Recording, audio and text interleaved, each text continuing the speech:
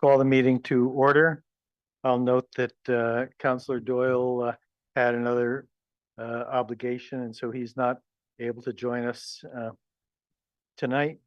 I will call on Councillor Brown and Sheridan to identify themselves since they're appearing remotely. Carrie Brown, District 3. Jim Sheridan, District 3. Okay, thank you. Just a couple of minutes to talk about meeting logistics. Anyone joining remotely, please change your name display to your first and last name so that we can know who we're talking to. And anyone who addresses the council, please start by stating your name and where you live. We ask you to keep your comments or questions under 5 minutes. And if you wish to speak, you must be called on by the mayor. Once you're called on, you may make a statement or ask questions, but get all your points out at once. If you speak out of turn, go on too long, etc., you may be interrupted and asked to adjust your comments or behavior. Before we approve the agenda, I'll point out that item 8, the Sabins pasture discussion, has been pulled from the agenda. Apparently it's not quite ready for prime time, so we may be hearing from the developers at a future date. And there will be 2 changes to the consent agenda when we get to that.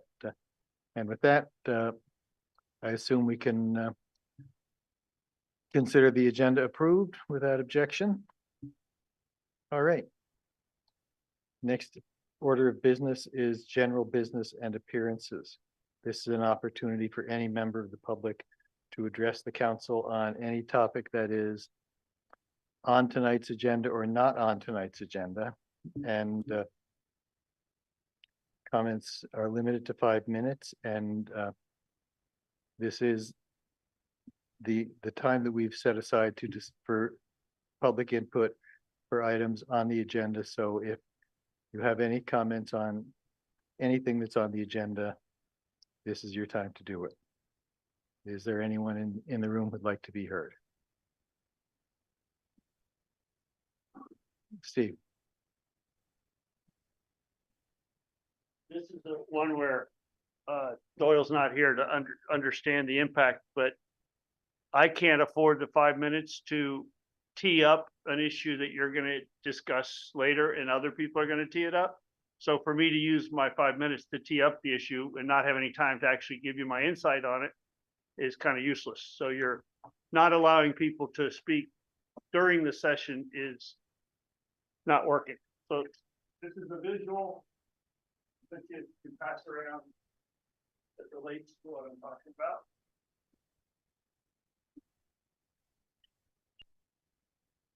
Just restart the clock now. Councilors, proposals for Country Club Road are expected next week. Before that happens, several basic issues are still unresolved. Half of the Country Club Road property sits outside the Act 250 exemption buffer. The state map shows that clearly. That came from the A&R GIS. The city has not asked the state for a jurisdictional opinion on whether Act 250 applies to that portion of the site. Imagine that. So we don't have a formal answer about what rules govern half of the property, and yet we're moving forward as if that question is settled. Second, the brownfield. The property has documented contamination. Prior tests found lead, mercury, arsenic above residential standards. Those exceed what is allowed for housing. That's a little redundant. We don't have a completed investigation showing the full extent and any depth of that contamination. We don't have an approved cleanup plan that tells us what must be removed, capped, restricted, or monitored before residential development. We don't have a clear map showing what land is actually usable and what land is not. Yet developers are being asked to submit proposals with site plans next week. That means they're designing plans without knowing what ground will be approved for residential use. You have to figure out what's buildable first. Then you ask for plans. We're doing it backwards.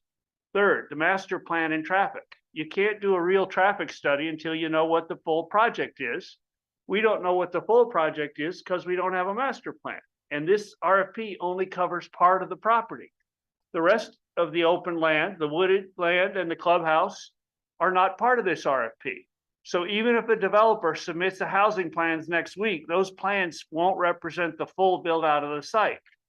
And without the full build out of the site, you can't measure the traffic volume from half of a project and pretend that it tells the whole impact of the whole. Define the project first, then measure the impacts. Fourth, disclosures.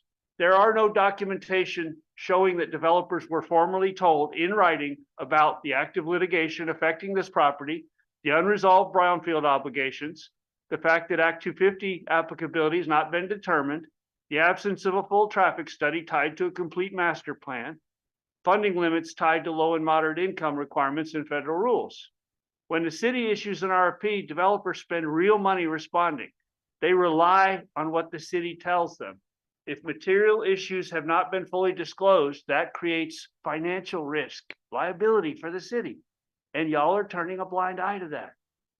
Fifth, the spending sequence. We've already spent nearly $500,000 on consultants tied to this property. You're being asked tonight to spend another $30,000 on consultants. We still don't have a city-defined master plan that says what we want to do there before selecting developers. That reverses the normal order. We could have had quite a master plan for $500,000. Sixth, planning authority. At a recent planning commission meeting, members stated on the record they'd been told Country Club Road was on a different track. It was not their lane to be planning. That's a violation of Chapter 117 of Title 24. Y'all, your subcommittee, your council does not have the right to take the planning prerogative of the planning commission and the citizens away and give it to developers and consultants. You just don't. Whether that direction came formally or informally, the effect is the same. Master planning has not been carried out through the planning commission process. The public should participate in shaping that master plan, and we were promised that by White and Burke's first report in 2023, a phase 2 master plan process with public engagement. Seventh, committee oversight. We have a complete streets committee for a reason. It exists to make sure road and infrastructure projects follow safety and statutory principles. We saw what happens when that committee is sidelined in the recent East State Street discussion. Country Club Road also involves road design, access, infrastructure extension, sidewalks, road grade, handicapped access. Those were the lack of those is part of the reason why the Regional Planning Commission voted to table our request for a letter of support last night. Thanks, Steve. Well, we're repeating the same pattern. So do your diligence, Thank Mr. you. Mayor, if it's the last thing you do. Anyone else would like to be heard? Jim Sheridan.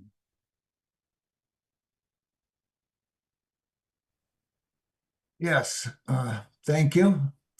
I would like to take this time to address the budget that we just did. Just to give you a little background, that was my 13th budget, more than any of you sitting there have ever done. And so I would like to give a critique of it. It's probably not going to make some people happy, but I'm going to start at the beginning. I thought personally that was the worst budget of the 13 I have ever sat through. It was murky, sloppy, misleading. I'm going to start from the top. I mean, Kelly dumps a 11.5% raise on us, which is basically a gift to the staff, putting in all the cuts that were made and other things. And then she bolts. Okay, then we have Sarah, who's just coming in, but really not. She's already gone, but she's still taking part. And she tells us right off, oh, you need to work from the top down. Nobody does budgets from the top down. Certainly, I've worked in businesses, they don't. Nonprofits don't.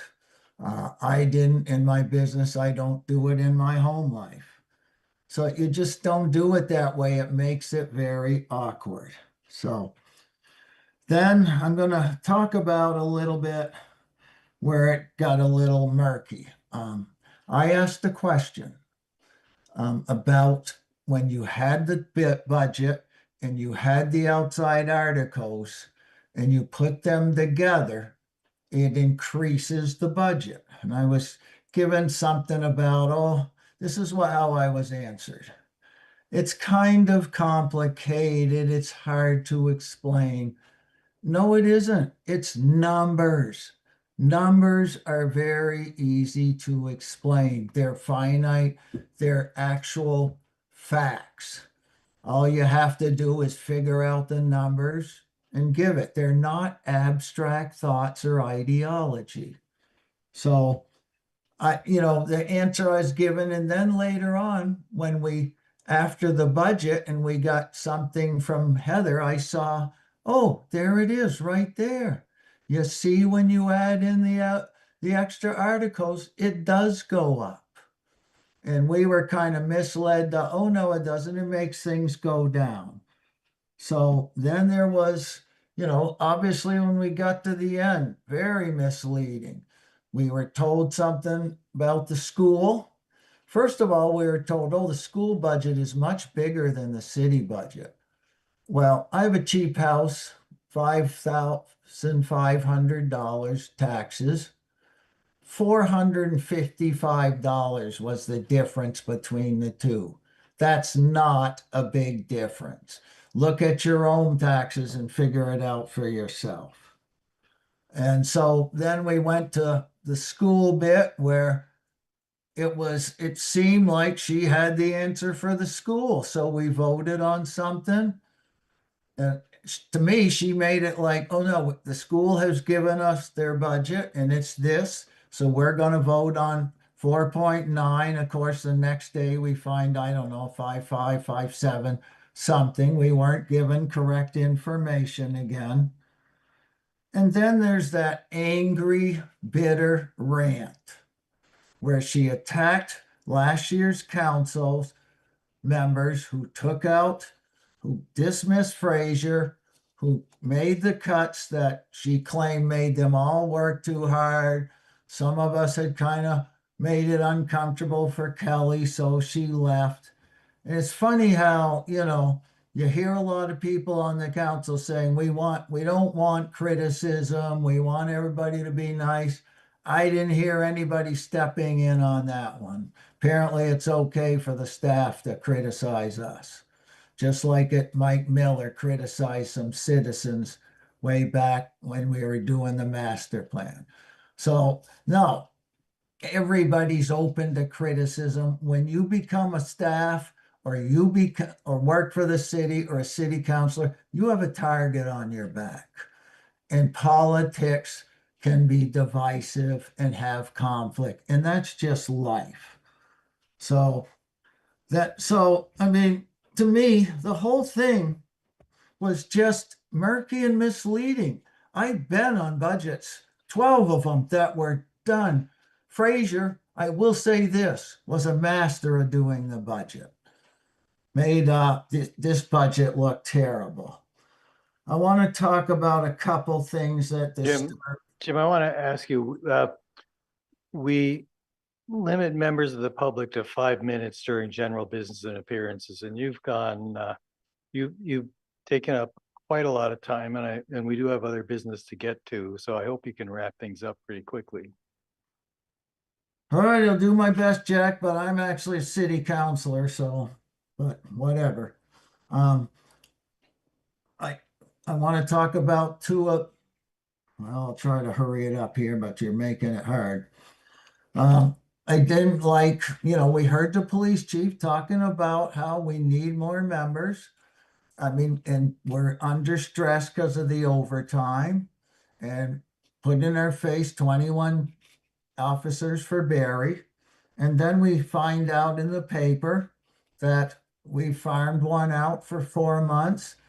I just don't understand the reasoning. I heard him say, yeah, Northfield, though our friends, Northfield's never done anything for Montpelier in my lifetime that I've seen here.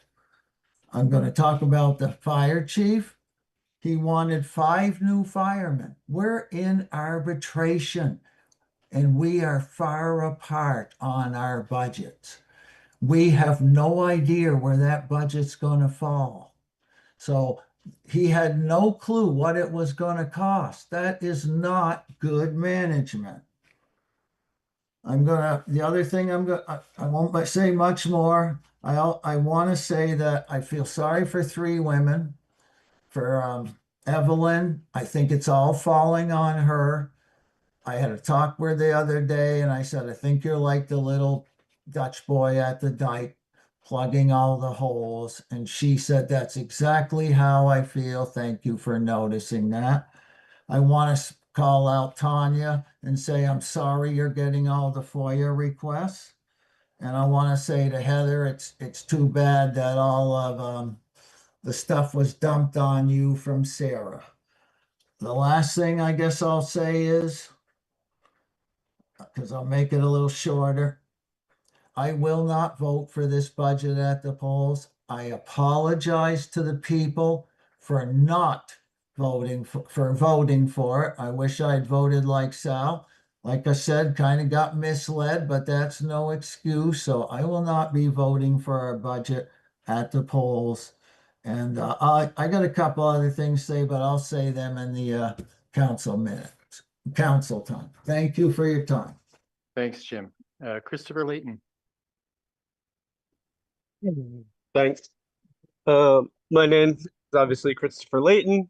I'm one of the owners of Ondus, a small restaurant down on Berry Street. And I typically don't get involved with these type of things. I really like to sort of live and let live and not stir the pot and whatnot. But, you know, the way that we're going about this whole water main thing is making it nearly impossible for businesses on Berry Street to survive. You know, I would have assumed we've been open for, you know, maybe 2.5 years. And this has happened, I'm going to say 5 or 6 times. So we're on like roughly every 6 months of just surprise, you don't have water, you're on a boil water notice, you can't open. So that's like not a real great way to be able to run a business, specifically a restaurant. We came in on Tuesday to a note taped on our door that just said we would be without water for 16 hours. When I called Public Works, they said that we wouldn't lose water, and we did. We definitely did. So I had 0 heads up with my staff, who are all part of the community, to allow them to make other plans or perhaps, you know, pick up work somewhere else or whatever they needed to do to survive. And we had no heads up for any sort of plan either. And when a project is going to be minimum 16 hours, it feels like there should be like some advance notice. And then when I see other projects going forward, like the Country Club Road and everything else, when we don't have a sustainable, you know, infrastructure just to get water into buildings. I couldn't imagine living on Berry Street and having to deal with this every 6 months in my house, let alone my business. You know, I contacted the interim city manager and, you know, explained the case and just how it's not a sustainable way to run business and it's not a sustainable way to bring more people and bring more businesses to Montpelier. We see them open up and close within a year pretty frequently.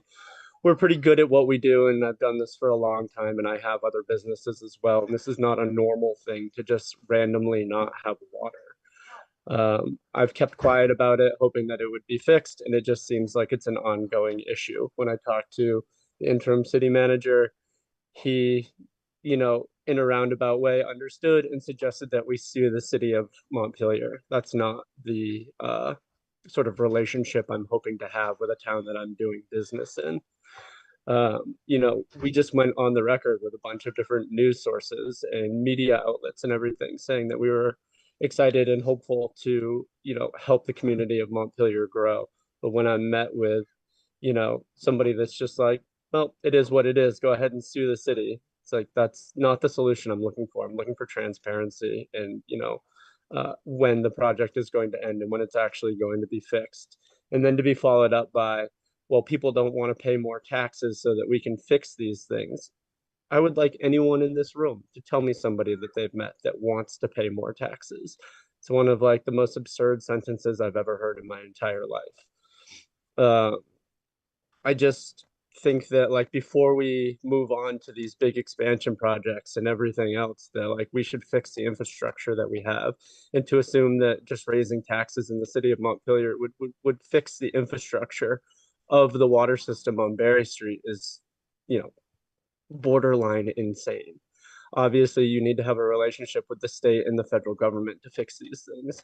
I'm not a professional in this field, but I've been doing what I do for a long time, and I know that what's happening right now isn't normal. And when I talk to my fellow, you know, restaurateurs and everything else, you know, what should I say? Oh, you should open up a restaurant in Montpelier. There's this really cool feature where every 4 to 6 months you can't open and you lose thousands of dollars. Not a real enticing way to get new businesses into town and to have them stay.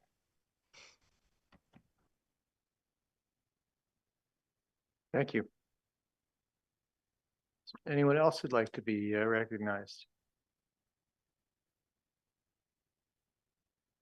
Not seeing any other hands up.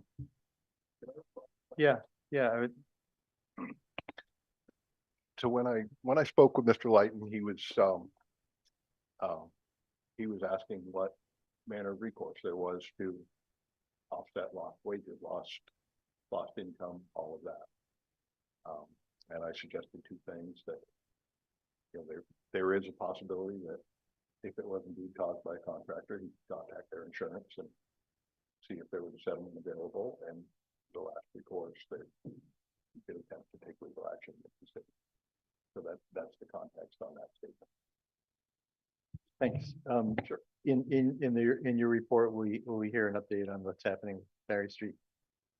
Great, thank you. Kurt, I think, going to give us Kurt's here, yeah. an update. Great. Okay, thanks. Anybody else? All right. Move on to the consent agenda. By request, we're taking items H and I off the consent agenda. And I would entertain a motion to approve the consent agenda with the exception of items H and I. Is there a second? Second. Any discussion? All those in favor signify by saying aye. Aye.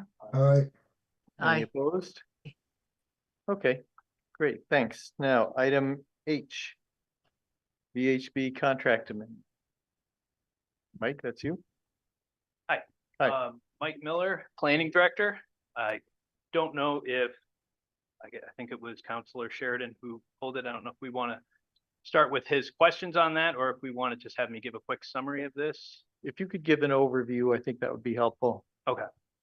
So what you have before you for the VHB contract amendment for the build grant is as we've been working through with the subcommittee for Country Club Road, we've been working on a couple of different related pieces, one of which is the community development block grant, the disaster recovery piece. And as we've been working on that grant and working with the state to negotiate those terms, some of the terms have expanded a little bit.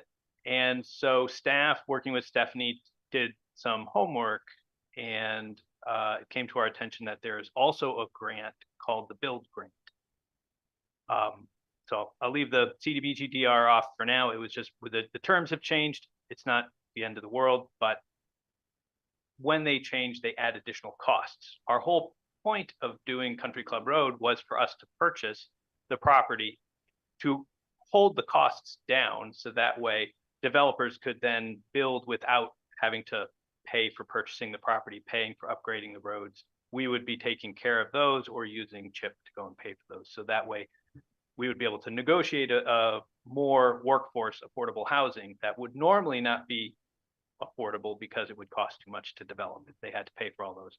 Now that we add things in like additional LMI, low to moderate income requirements, it starts adding costs back in, and that was not what we were trying to do. It's not a deal breaker, but with an option and an opportunity to look at a second grant, this is a build grant. This is through the Federal Agency of Transportation. It doesn't have those requirements to it. We can ask for the same amount of money, do the same amount of work. The grant application is due almost the same day.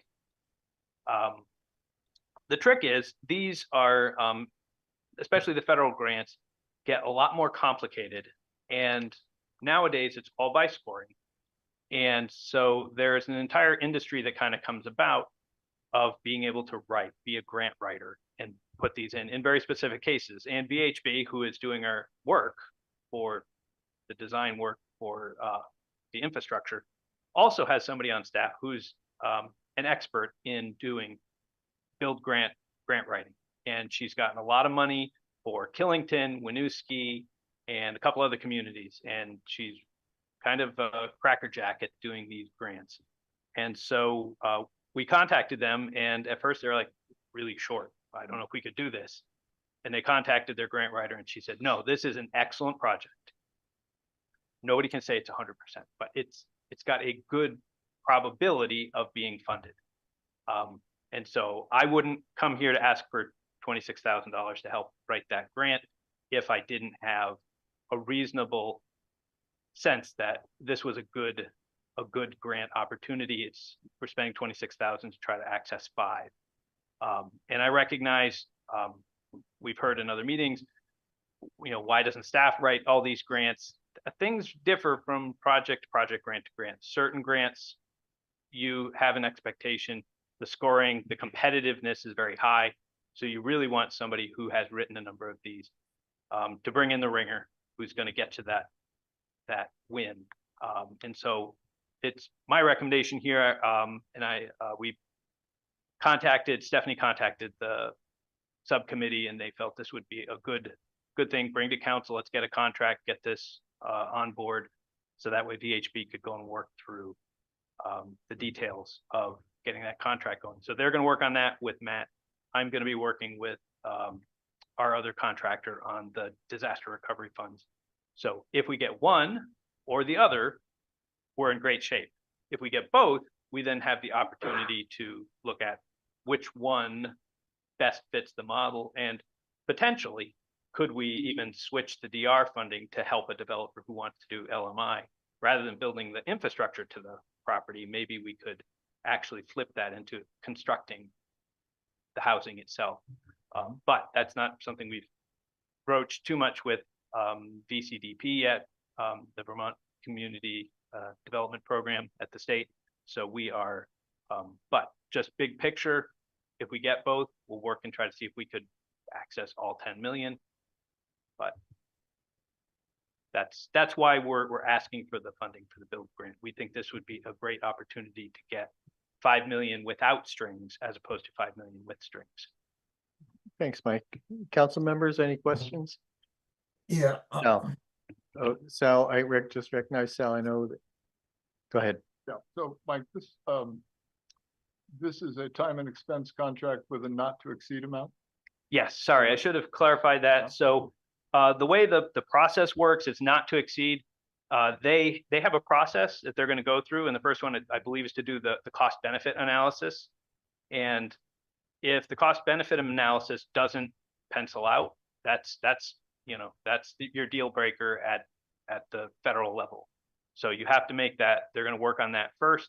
If that passes, they think it will. If that passes, they'll work on to the next thing. If they get through the CBA and they find it doesn't, we only owe those thousands of dollars, $8,000 or so that it would take to calculate the CBA.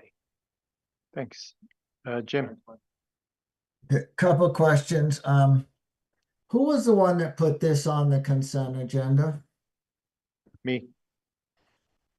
Well, I don't know why, because some of us didn't know anything about it. And so you're going to put money on the consent agenda, and it just makes it look like we're trying to slide things through. We've gone through this before. And I have a real problem with this subcommittee. You do not keep us informed well at all, the rest of us. It sounds like you all made this decision, but didn't tell any of us. So 3 of you cannot make a decision. I don't know what you're thinking, but I don't hear much from you at all. And you've been having a whole bunch of meetings. You're sounding like some secret club.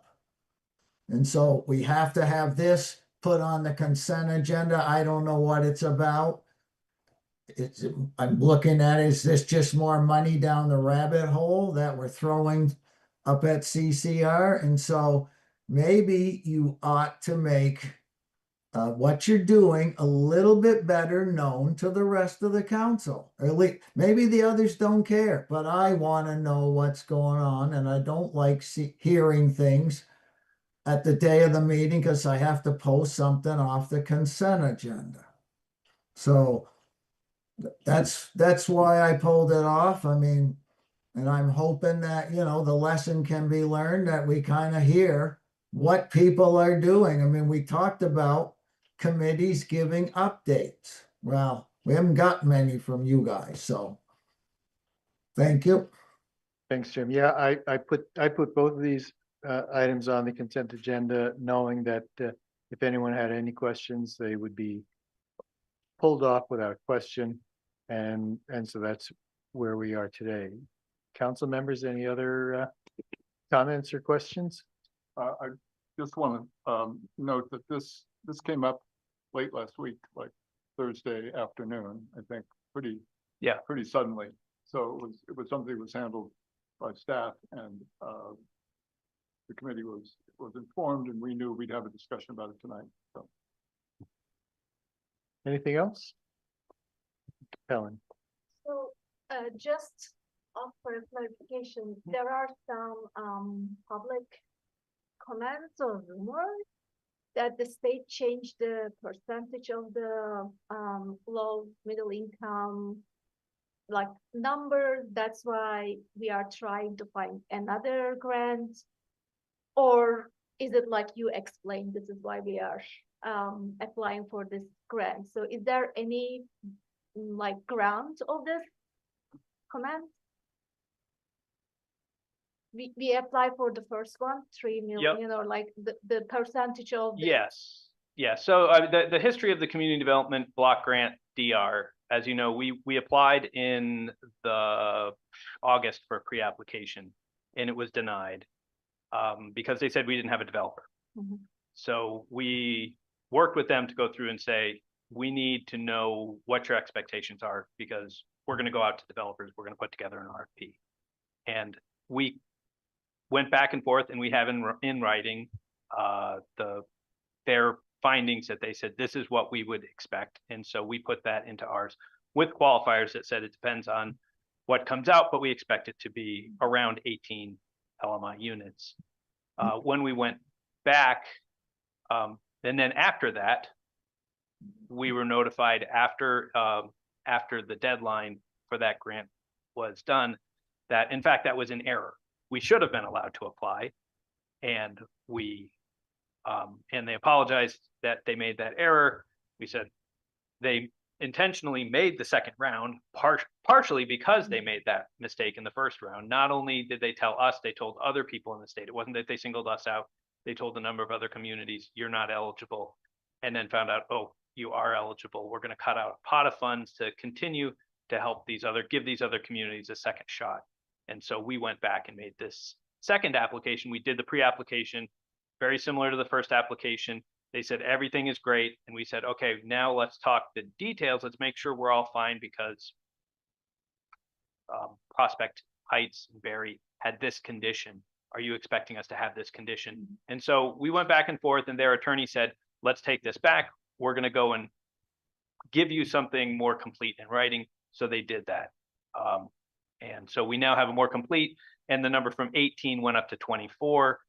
They would recommend that we do 45 because that would give us a better opportunity under CHIP, but the requirement is going to be around 24. But again, for each LMI housing unit that's unfunded, that's usually about $300,000 a unit. So when you talk about 24 units, it might be, we take all the costs away, and now we're asking the developers to build $8 million in low to moderate income housing without any funding.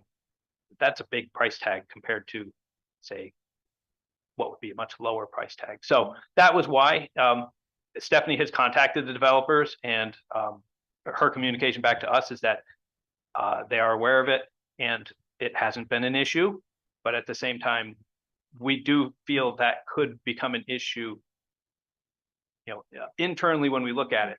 those costs get offset somewhere else. So rather than having a lot of workforce housing, you may have to have some higher end housing to offset that $8 million to get your costs. So I think it's just a matter, if it works, if they can make it work with the 24 units, that's great.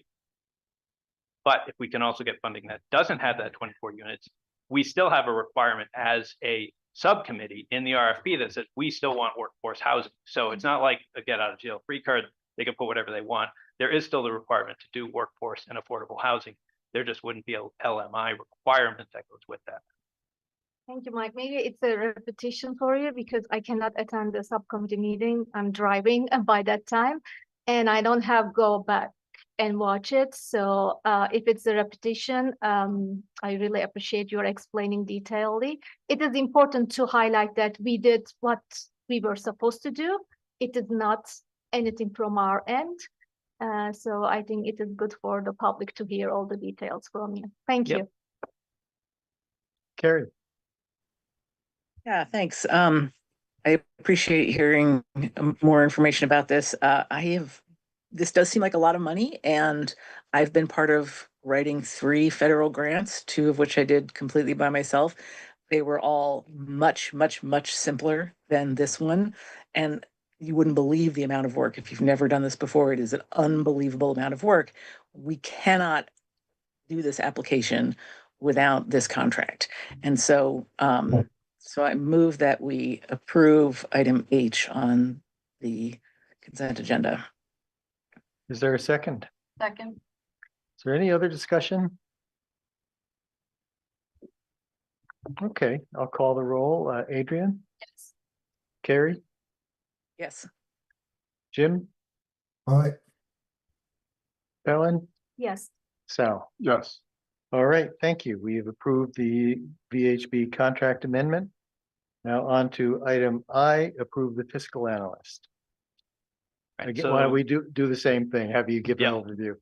Okay, so the fiscal analyst is an idea that came from the subcommittee, Country Club Road Subcommittee. So we're going to be getting 5 technical proposals with pro formas and staff. That's not something staff reviews on a regular basis. That's not something that the subcommittee has as in their professional background. So it was asked that we have a third party take a look at it and give input to the subcommittee on what they see as elements of each one of the reports. So we put out an RFP really quickly. We contacted 4 firms. 2 of them said they would work on it together, but their availability was outside the time of the window. 1 did not reply, and 1, Crane Associates, had the time and the fee, had the time within their schedule to do this. Their fee schedule was very reasonable, and so their billing rate's $120 an hour, not to exceed 40 hours. So it'd have a maximum of $4,800 exposure. His view was that it could be much shorter than that. It could be, you know, it really, until he gets the proposals, he doesn't know how much there is to review and comment on. But that was kind of the framework he gave. Within my budget, as in the planning department, I have a professional services line, which has $6,000 in it. So this can easily be fit within that. So it fits within my budget to just absorb that cost into my budget. Thanks, Jim.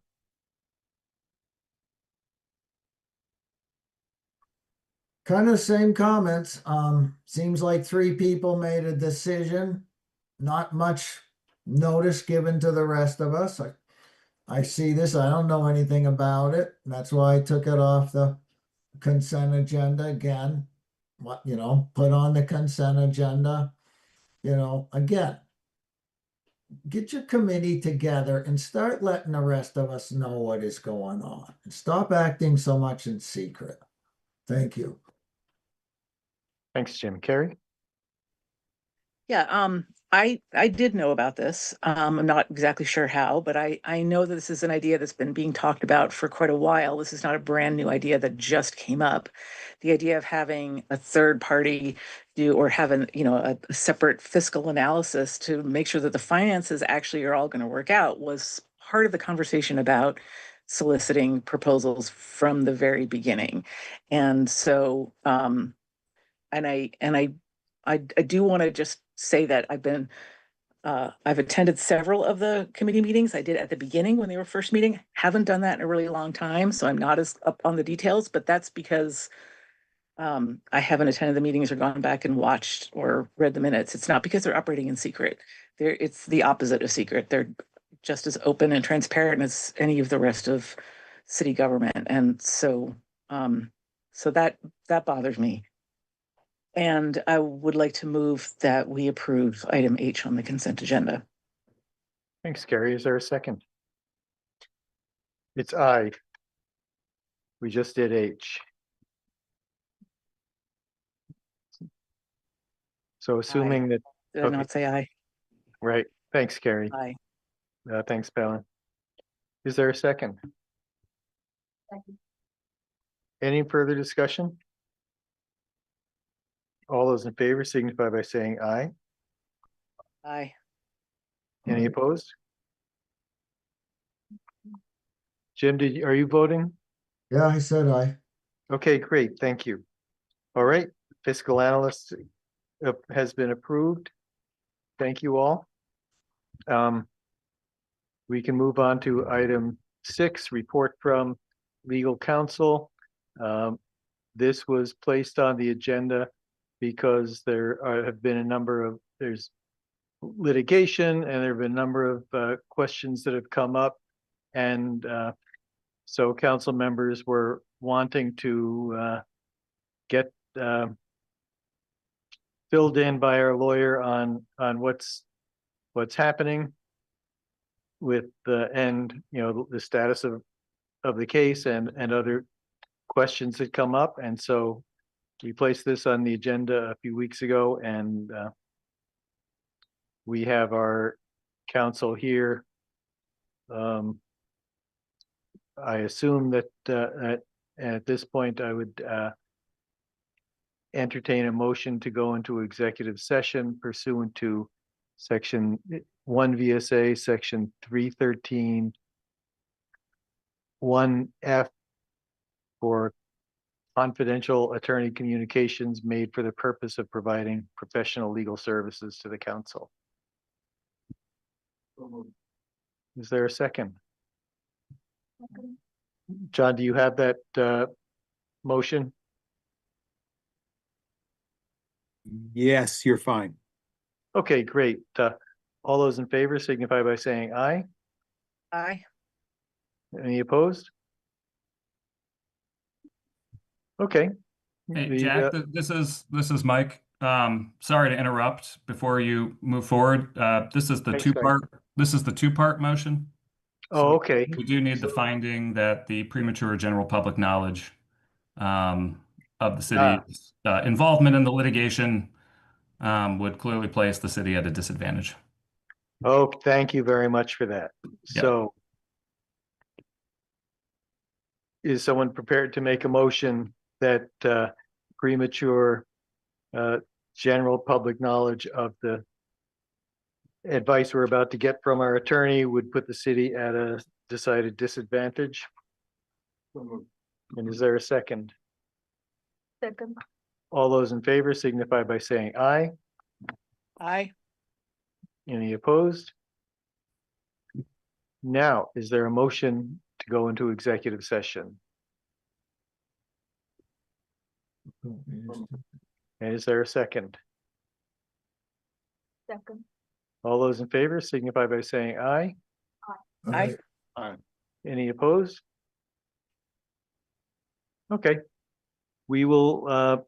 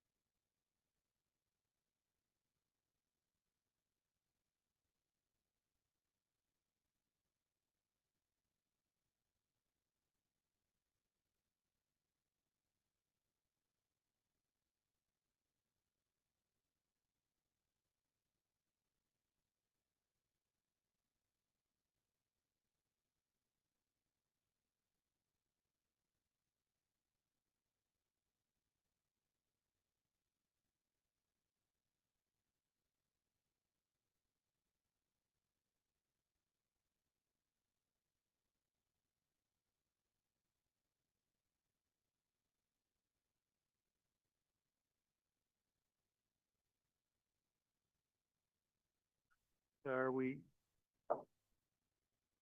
all back? The Chair would entertain a motion to come out of executive session. Is there a second? All those in favor signify by saying aye. Aye. All right. Aye. Any opposed? Okay, great, thank you. We can move on to the next item on the agenda, public records request summary.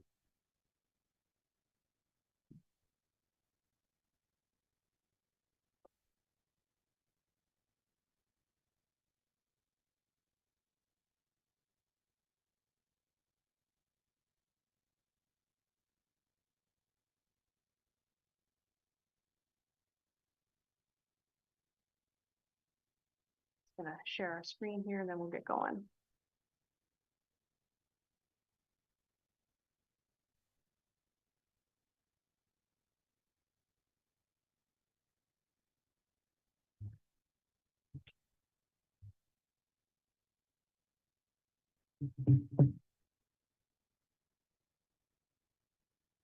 There we go. Okay, is that visible to everybody here? Excellent.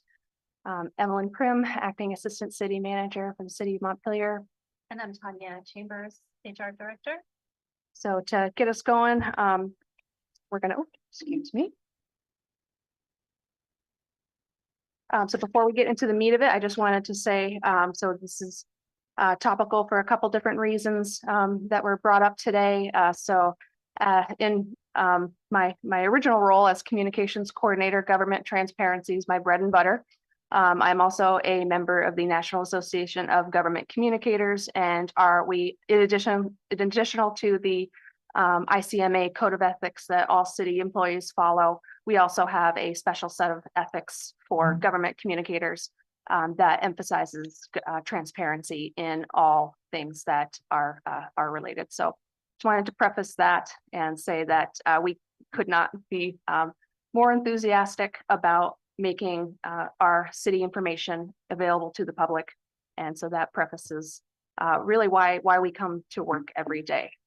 Originally, that is one of the key pieces of why we even have a communications coordinator working for the city in the first place.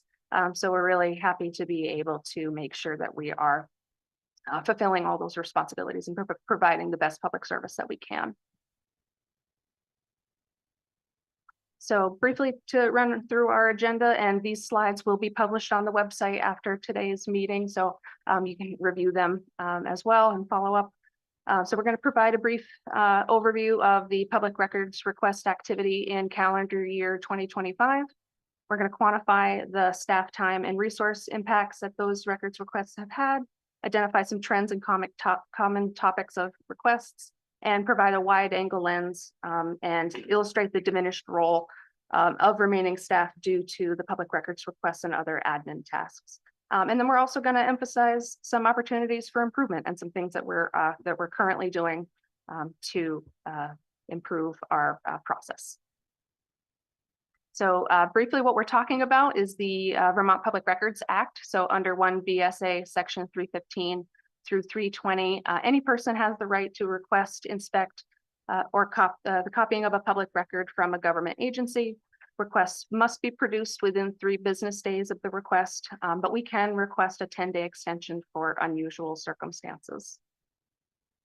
And so Tanya is going to discuss our public records request by department. So what this slide is showing you is that the bulk of the public records requests are distributed to both the city manager's office and the planning department. The pie colored in black is showing you that those public records requests, that there are some public records requests that are distributed to 2 or more departments.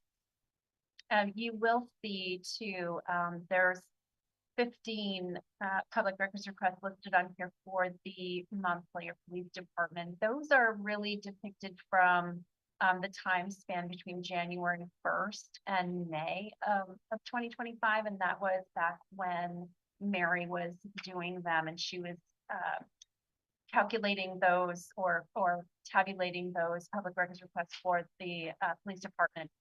The police department now actually they track their own So you'll see on the left-hand side of the slide that there were 288 police requests. So I didn't want that to confuse you in the showing that there were 15 here. That was just because it was reflected back when Mary was doing that. Sorry about that. Backwards on that. There we go. So what this diagram is showing you is basically the uptick in public records requests by month. And you'll see a greater uptick in April and May.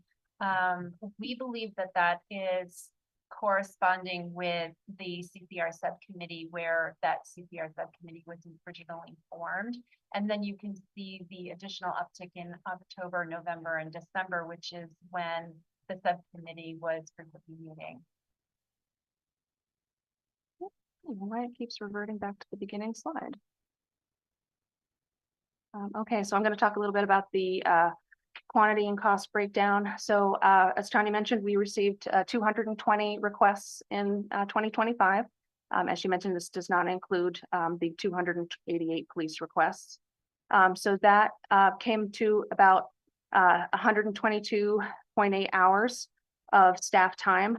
That is the time that is needed to produce the records from the recipient or the custodian of the records. And this, if you were to work this out to a full week, it's about a little over 3 weeks of full weeks of staff time.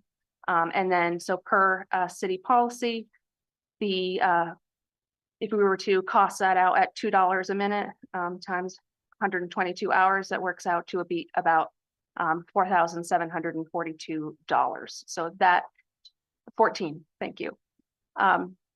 So that just to note, that is not the cost that we have recouped. A lot of the records requests are small, some of them are small, so they fall within the 30-minute time window. So we do not charge for those. And some are inspection only, which means there's a difference between producing a copy where the person retains a physical copy, or an inspection, which is not, we are not allowed to charge for. Regardless, the work still needs to be done to produce the records, whether they're going to be retained as a physical copy or produced as an inspection. So we wanted to just illustrate the amount of in staff time that works out to be. So then additionally, about 970 hours is the amount of time spent between our human resources director, myself, and another staff designee for receiving, triaging, collecting, organizing, proofing, and transmitting all of the records since May 2025, like as Tanya mentioned, when we took this on full time. And so that works out to be about 24 full-time weeks of staff time.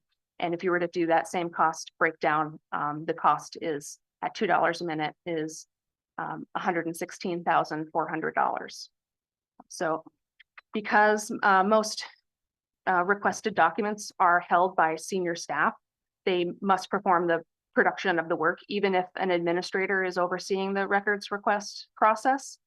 And so also just wanted to note that the 122.85 hours does not include police time for coordinating their requests.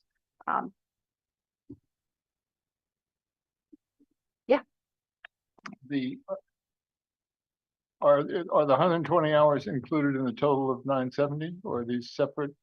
Those are separate. They're separate. Yes. Yeah. So getting to that, we're going to talk about the disproportionate impact on staff time. So what the data shows is the majority of staff time is driven by a small number of repeat requests. Complex, overlapping, or ongoing requests often require repeat staff involvement. So it's rarely just an ask and then a fulfillment. There's a back and forth process that happens. Often we need to ask clarifying follow-up questions so we know the correct record to produce. And between Tanya and myself, we are not subject matter experts in the request itself, unless it's something involving our work. So we often have to clarify between ourselves and as a team, just what we're looking for and where we need to go to find it. And so a cumulative serial impact is significant even when small requests appear small initially.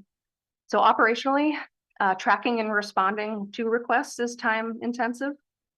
As I mentioned, coordinating across departments and the city manager's office requires just a lot of legwork going back and forth, making sure we're pulling the right information, making sure that we are not inadvertently disclosing confidential information or other things that would not be required to be produced. And because we have 3 days to produce the documents, this interrupts our daily workflow because that takes precedent over other items that we might be working on. So because we are required to produce them in 3 days, other important work may be experiencing delayed. And as we've emphasized before, this is compounded when we have less staff than we did to perform the same amount of work. And so our core services are experiencing delays. I'm sorry about that. I don't understand why it's not acting correctly. Oops. There we go. Tanya, sorry about it. Skipped over that slide. No worries. This slide is pretty self-explanatory, but what it's showing you is that there was about 40 hours of legal needed for public records requests last year, totaling $6,103.50. I can tell you too that almost all of them are legal that was required from the one requester. So not all public records requests require legal assistance, but because of the one requester, it has created 40 hours of legal that was necessary in 2025. So speaking to that, I'll go back to that slide. So what this slide is showing, it's important to note that the data shown in this slide represents data relevant to just one requester, which is inclusive of both the staff time and administrative time. Nearly 71% of all the requests in 2025 came from one individual. Likewise, 77% of the total staff time relating to the public records request is directly related to this one individual.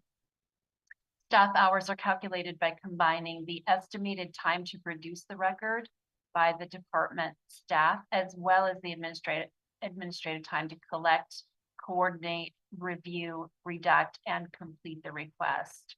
For this year, just to note, for this year, as of today, February 11th, we've received a total of 39 public records requests, and 33 of them are from one individual.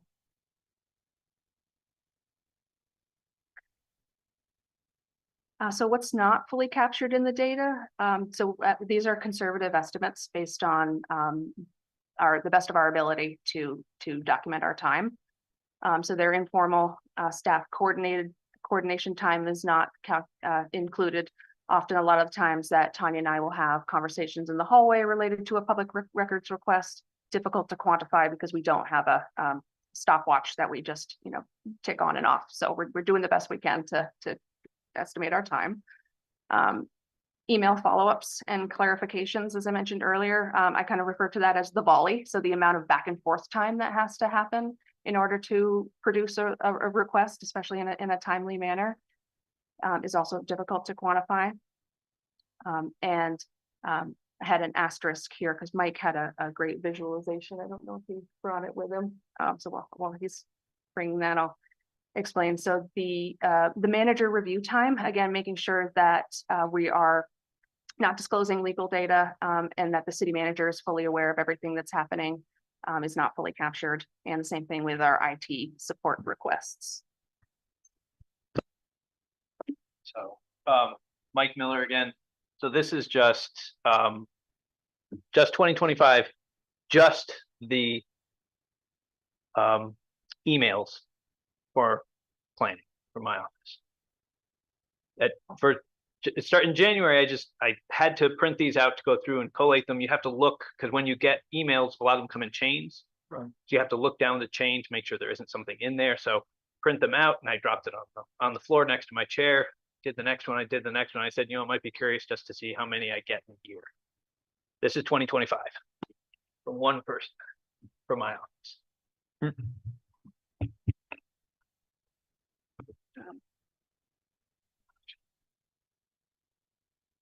So Tanya's gonna give you some examples here.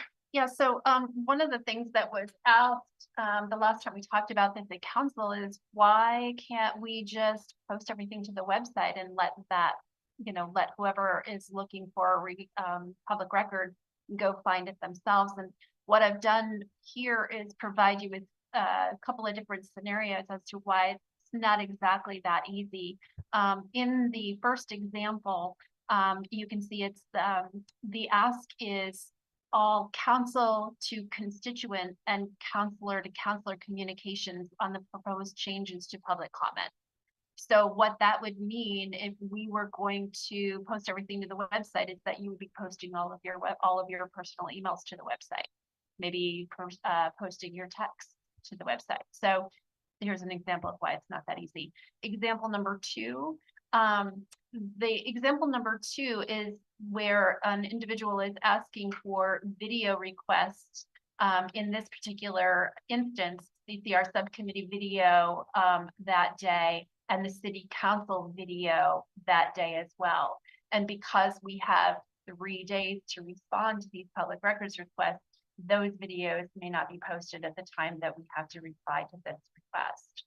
And then the third example is showing you a large date span where somebody is asking for from August 1st of 2025 through August 31st of 2025. And they're looking for biosolids, sewage sludge, disposal, and associated fees for the Montpelier water resource recovery facility. So this is an example where they're looking for a larger date span.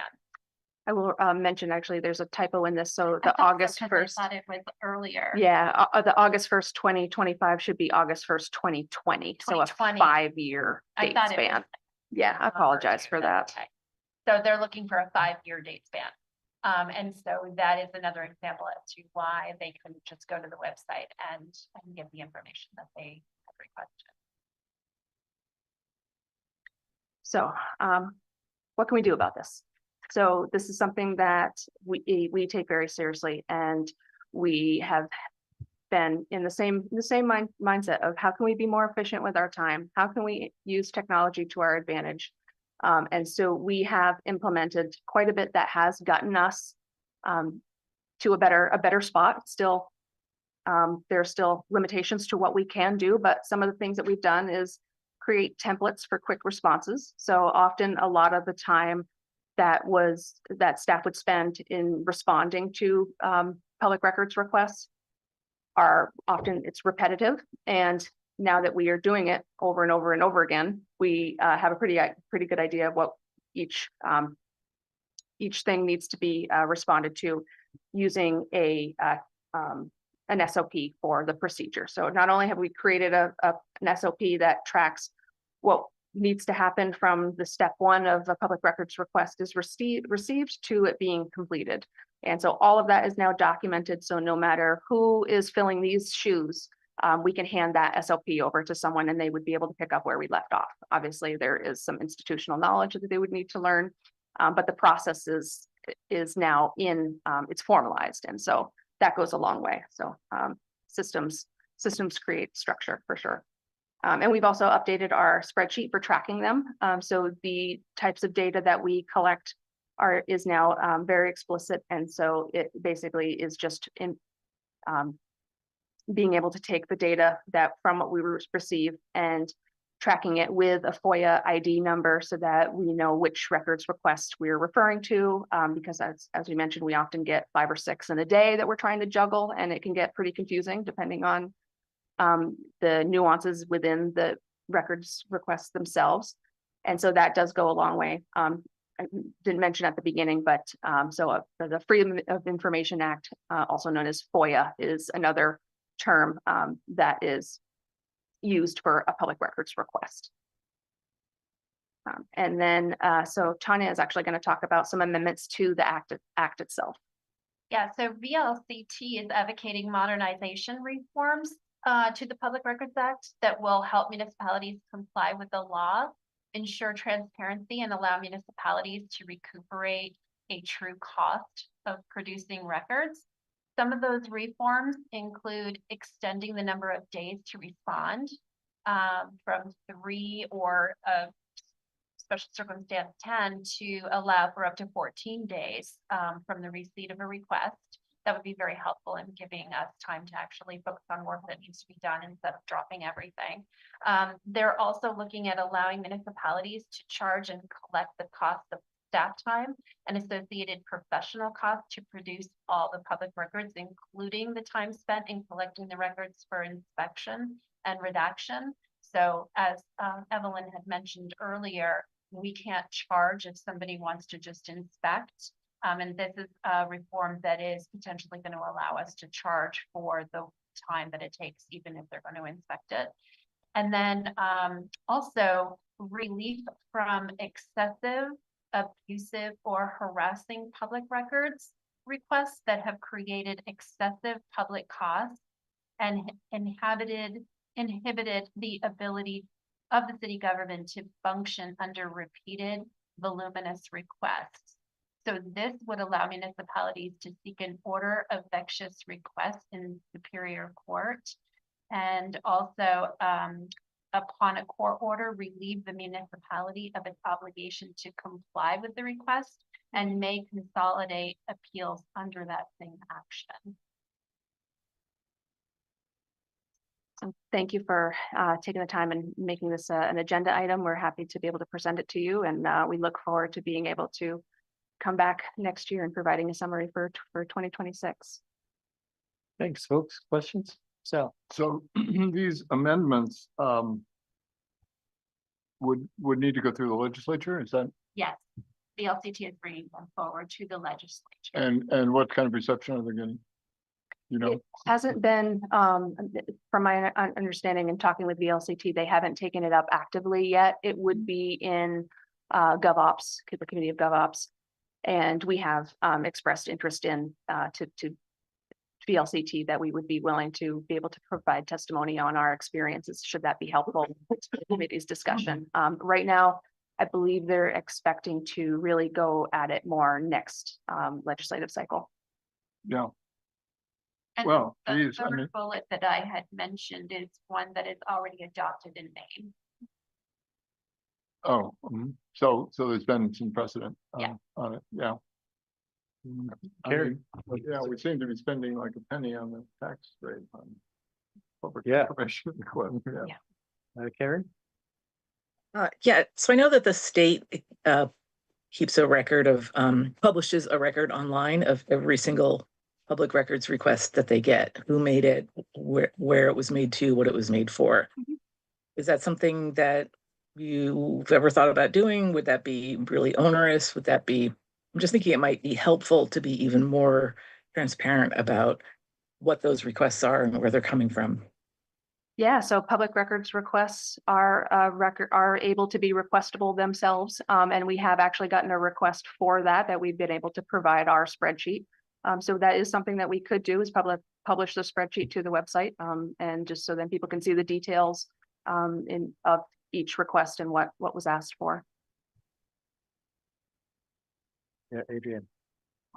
So thank you for this. It's good to have some baseline data and kind of figure out where we go from here. So there was a lot of figures in the beginning. I have a couple questions. So the first one, there was 280 police requests. So, and there was the amount pulled out for legal, which was $6,103. And there was a whole bunch of other dollar figures. So do we know what the cost of the police public request was? I don't know if it was in there because there was. Yeah, we didn't include that. Chief Nordson would definitely be able to speak to that, because they said they keep that record themselves and that all that data. Like, I would love to know, I mean, just what is the cost to the city, right? So we can pull in legal, pull in police, pull in all those other figures and say, this is what it's costing us, and it's costing your time. And, you know, one of the things that you said in the VLCT was excessive public cost. Like, I want to know what that threshold is. And I think you've been collecting data, so we can very clearly identify what a threshold is if they haven't determined it, because we have data. So it'd be really nice to continue to work with VLCT and, I think whatever we can do to support you, because I think this is an abuse of the system and you're not doing what you should be doing, which is supporting our constituents, supporting the city, when you're spending so much time on a complete pile of emails and thinking upstream, like, what is the root cause? Like, why are you spending so much time on these public requests? Like, what can be done differently? And I think it's ridiculous. And I don't want my taxpayers' money going to full emails. And I think people knew this, they'd be outraged. So We I think it's agree. crazy. And Evelyn and I did extend our willingness to VLCT to testify when the time comes. I don't know if they'll take us up on it, but we're more than willing to do that.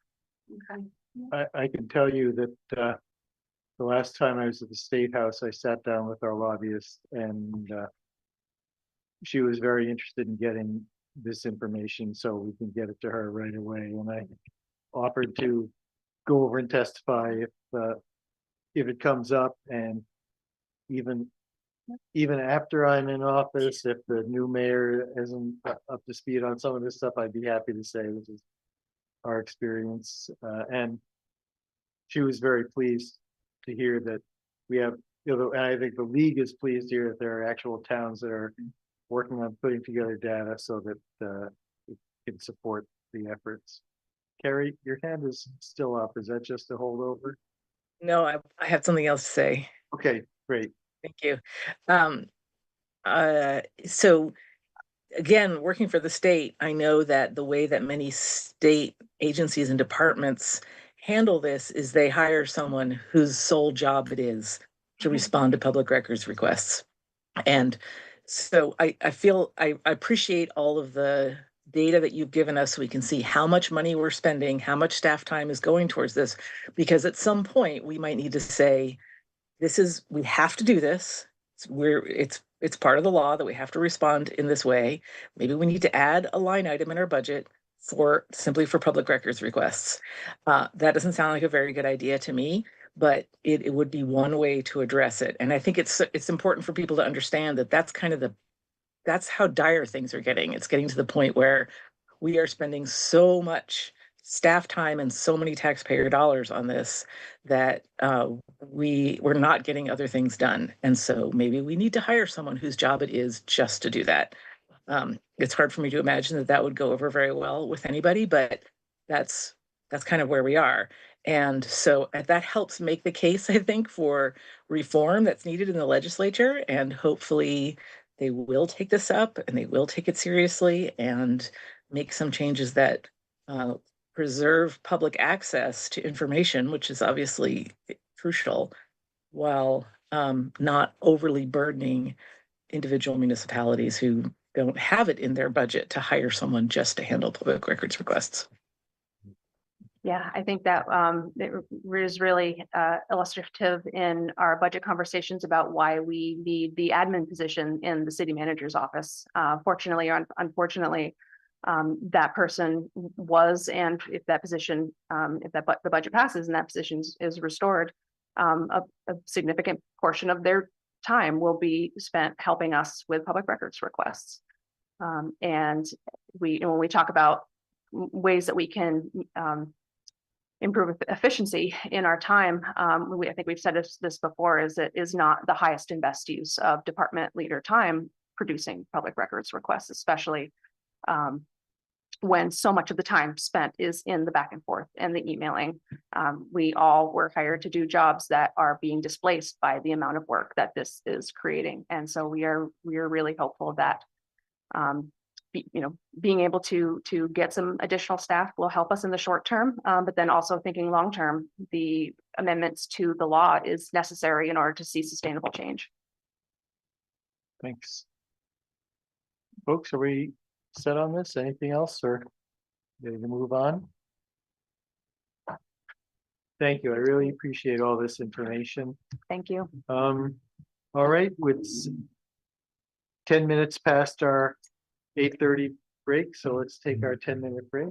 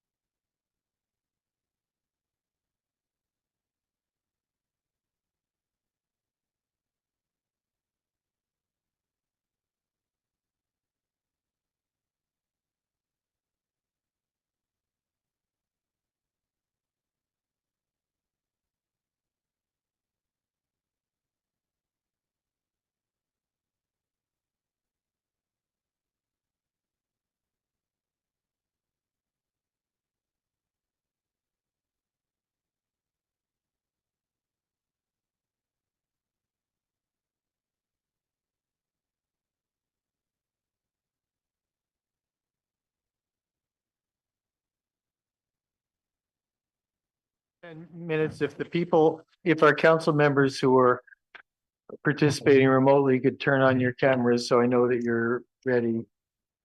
I don't want to restart until you are.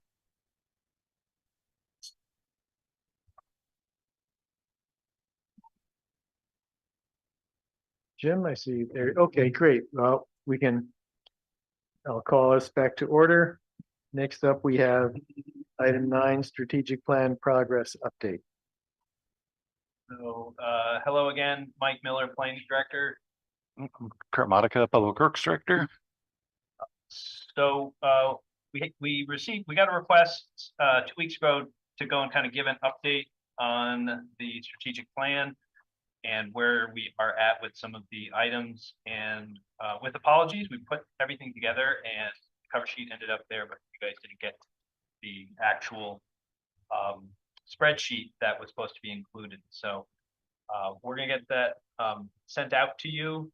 We're just gonna do an overview and let you know, and we're gonna put it online. We're gonna bring it up on the screen in a moment, so that way you can see it. Oh.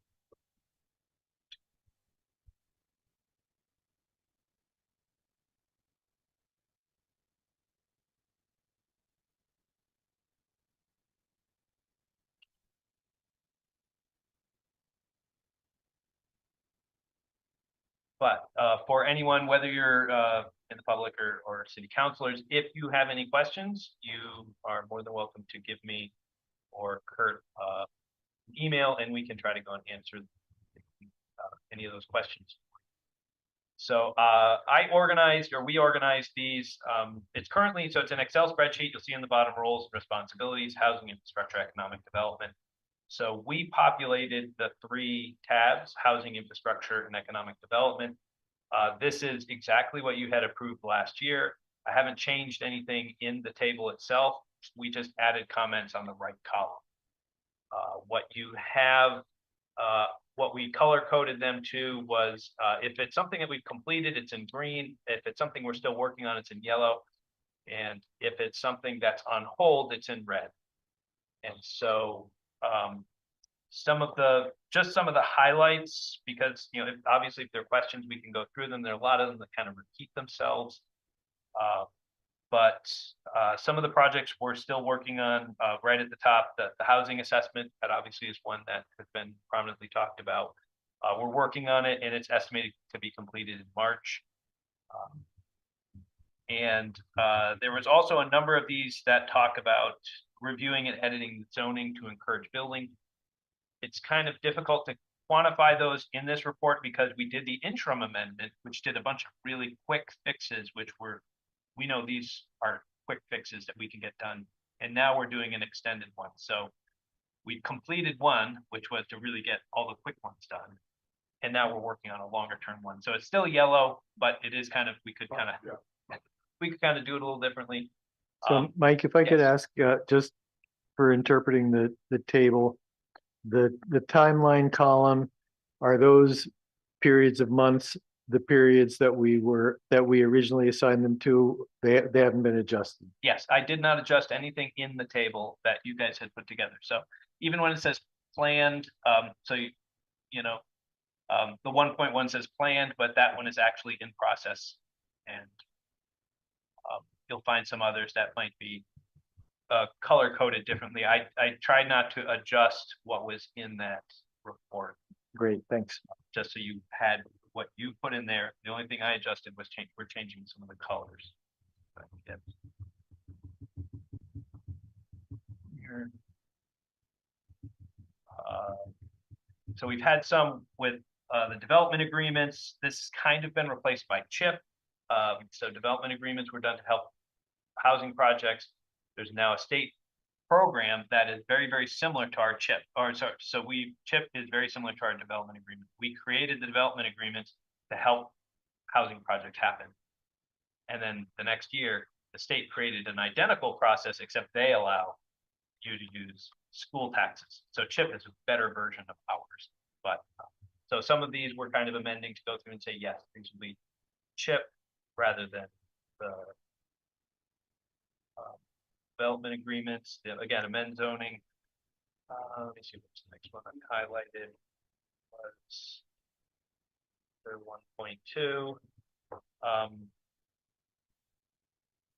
Complete and implement the short-term. Must have a little more than I thought here.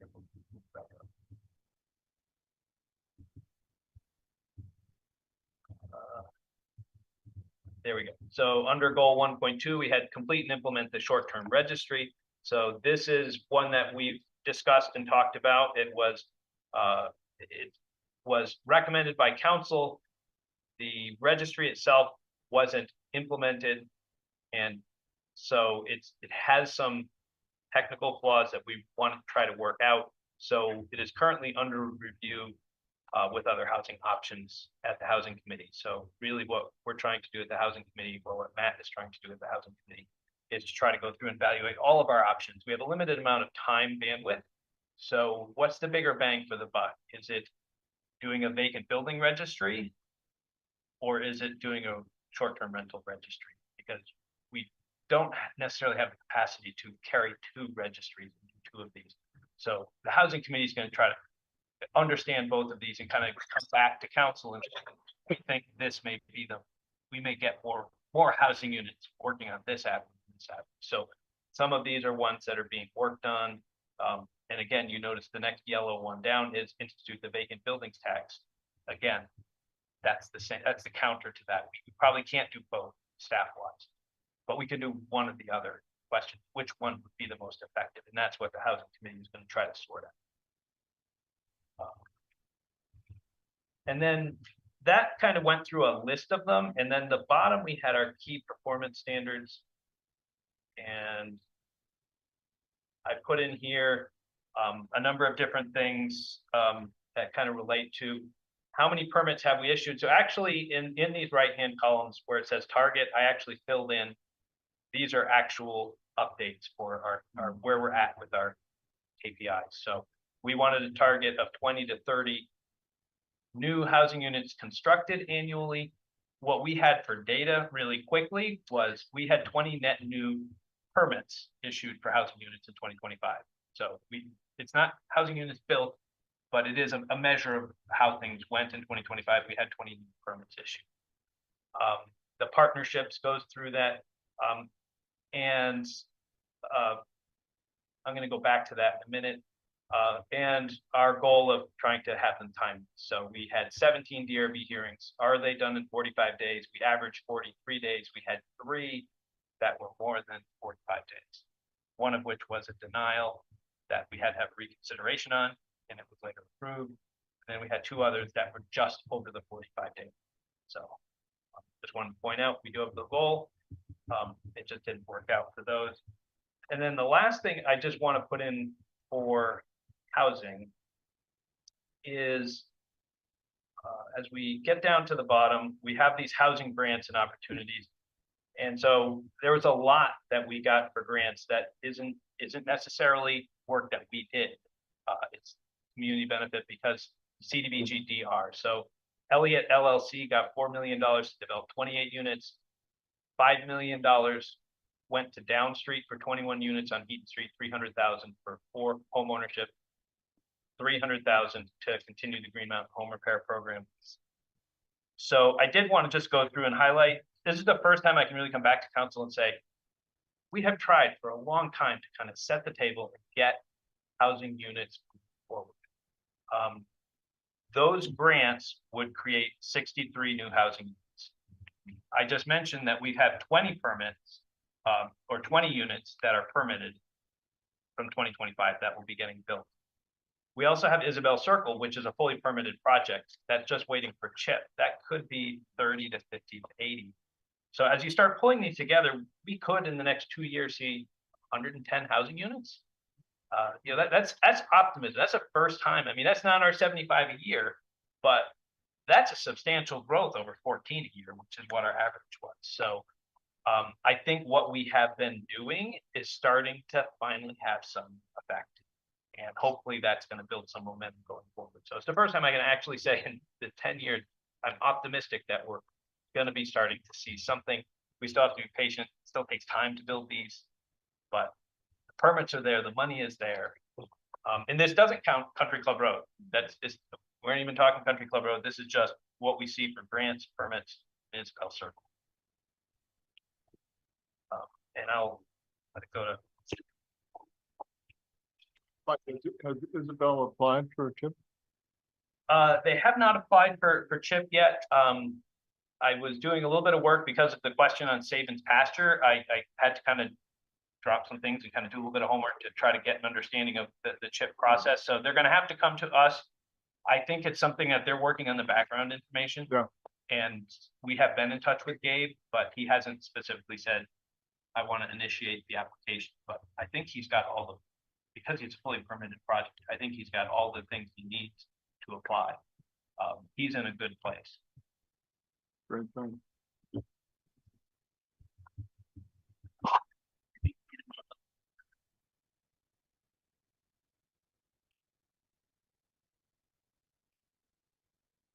Okay, so I'll give a brief update on the infrastructure side of the strategic plan. Really, I was planning to speak about what I think is, what I think the public and maybe council is most interested in is paving and water lines.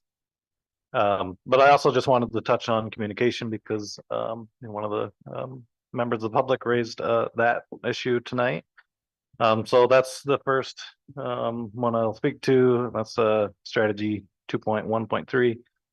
So in communication on large projects. So I think East State Street is a really great example of success on that front. We we did message boards to tell the public about that meeting. We did door-to-door notices. We did social media, and the turnout was really impressive. I think the public really got their an opportunity to speak on that large project, and I just wanted to sort of highlight as that, and that's why I put it in green. I think even despite limited communications coordinator support, we were able to do that with with support from our administrative staff within Public Works, as well as our crew, deploying the message boards. Also, specifically to the Berry Street water leak that we had yesterday. So that I'll just kind of tell a story of that because I think that was one of the interesting or one of the topics folks are interested in tonight. So we discovered the leak on Friday. It was really cold on Friday, and but we dug it and found that the leak was on a fitting that no longer exists. So this Berry Street is 14-inch water main, really quite a large water main, and it's one of the primary feeds from the to the city from the water plant. There's actually two water mains on Berry Street, one on each side of the road. There's a 14-inch on one side, a 10-inch on the other side, and for the most part, the services are on each side of the road. The 10-inch has all the services to the buildings on the south side, and the 14-inch on the north. So almost all of the properties on the south side maintained water. But we did provide notice to both sides just because there are anomalies, and it turns out the restaurant that spoke earlier, the restaurant owner that spoke earlier, they are one of 3 buildings on that side of the road. Unfortunately, they lost water. But anyway, so we couldn't repair it Friday because we didn't have this part that's no longer made. So we had to get parts from Massachusetts to do it with modern fittings. So this fitting that was leaking is a sweep, so it's a long curvy bend. Modern fittings are now either 90 degrees, 45, or 22, or an 11 1/4, so it just cuts in half each time. So we had to excavate out a longer distance in order to kind of make the angles work, and we like I said, we had to get the fittings first. So once we throttled the leak down over the weekend, Monday was also really cold, but we also had to finish collecting all those parts. As soon as we had the parts and had a contractor to help support the work, because there's frost in the ground, so you have to hammer out the frost in order to make the repair. Then we did the public outreach. So that if you recall, the city council adopted a flow chart on how we communicate water leaks, and we followed that flow chart, which includes door notices in this case, which is a very extensive shutdown. So this was all the way from Main Street to Granite Street. none of the valves on this line there's only one valve and it's broken in that whole stretch. Generally, you want a valve at every intersection. So that is one issue. How extensive the shutdown is because the valves are no longer operable. But our notice was door to door, so we had staff go to every property in this stretch to notify them of the shutdown. We did VT alert, citywide VT alert in this case, and social media. So from Book Forum, the website, the Facebook page, and so we, I think we made a really good effort. I did speak with the restaurant owner as well, and he hadn't, he just hadn't signed up for the VT alerts or notify me, so he didn't receive that message, and he wasn't, he doesn't live at the property, so he didn't see the door notice. It's just sort of worst case scenario. But he did give me his email, and we're going to get him signed up for that. So hopefully we'll be able to provide him better notice in the future. So just continuing down the path of what happened with this repair, we did not plan a boil water notice. There are specific rules within the water supply division where if you are able to expose the water main before you cut it so that there's no chance of water entering the water system, you don't have to do a boil water, and that was our plan. And at the same time, we were going to have the contractor dig that and our crew dig a valve, dig the broken valve and replace it with a new one so that we could do it all in one shutdown. Unfortunately, the contractor, while excavating, hit the water main and it broke, and that triggered the boil water requirements. So that again was a VT alert and social media postings about the boil water requirements. And it also required us to further support the contractor in doing the work. So we excavated down around the valve, but we did not have the capacity to support the now active leak as well as put the valve in. So that remains excavated currently.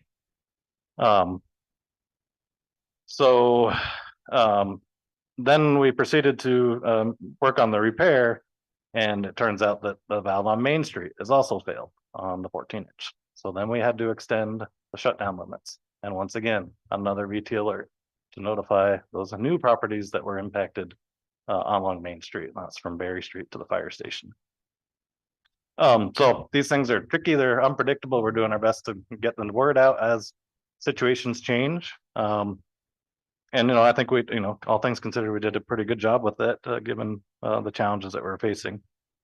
So we were able to repair the leak. Ended up being, almost 20 feet of pipe. This is the area that's leaked before, and we were able to make the repairs. This leak last Friday was in a different location further, just 5 feet away from the previous one. So we're able to make that repair. The system, that area is on a boil water notice. Currently, we took samples this morning. We plan to lift that hopefully around noon tomorrow. And that will, again, we'll go out through VT alert and social media to alert everyone that that's back off. The boil water is no longer in effect. And now we have another shutdown planned for tomorrow morning at 9:30 to cut that valve out. Seem to be, we're already excavated. We really need a valve so that in the future we don't have to do these massive shutdowns on Berry Street if we have another problem. And also, while folks are on a boil water, it just made sense to get this work done. So that's our plan tomorrow, is to get that valve in. I think it will go very quickly because it's already excavated. Just a couple hours, I'm hoping, but we're planning on 4 just to be conservative. So I guess, that's kind of Berry Street in a nutshell. It's just the system is old, and it's challenging to make these repairs on, particularly in this main.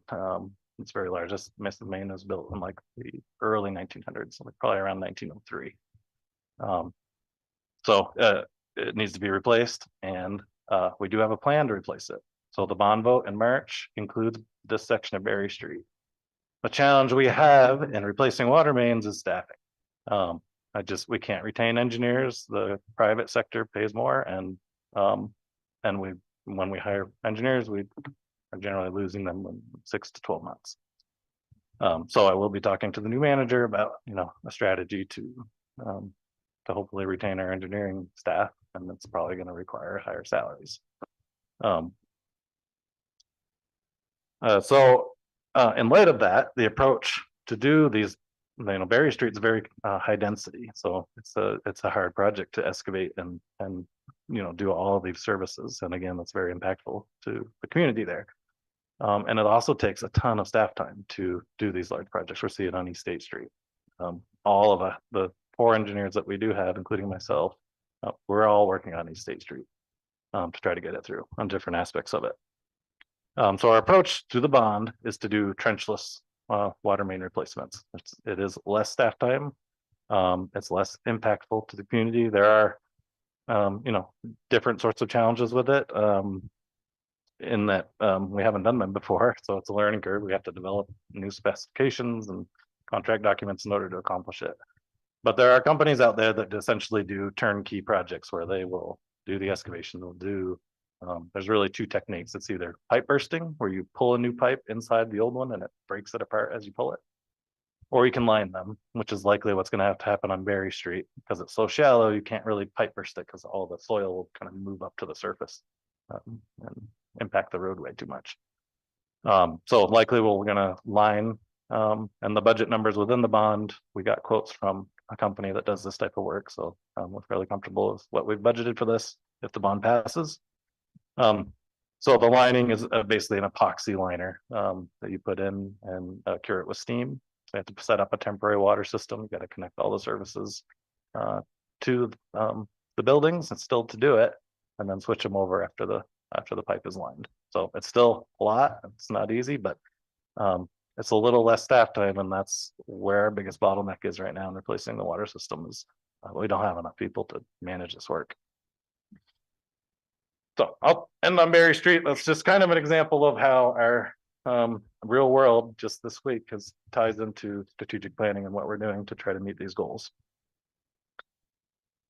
So moving down to paving.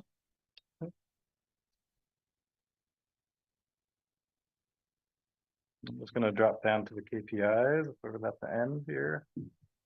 Paving is more on the good news. So under priority 2, key performance indicators for paving. Our goal annually is 2 miles. That's sort of the steady state target for the amount of paving to maintain a PCI.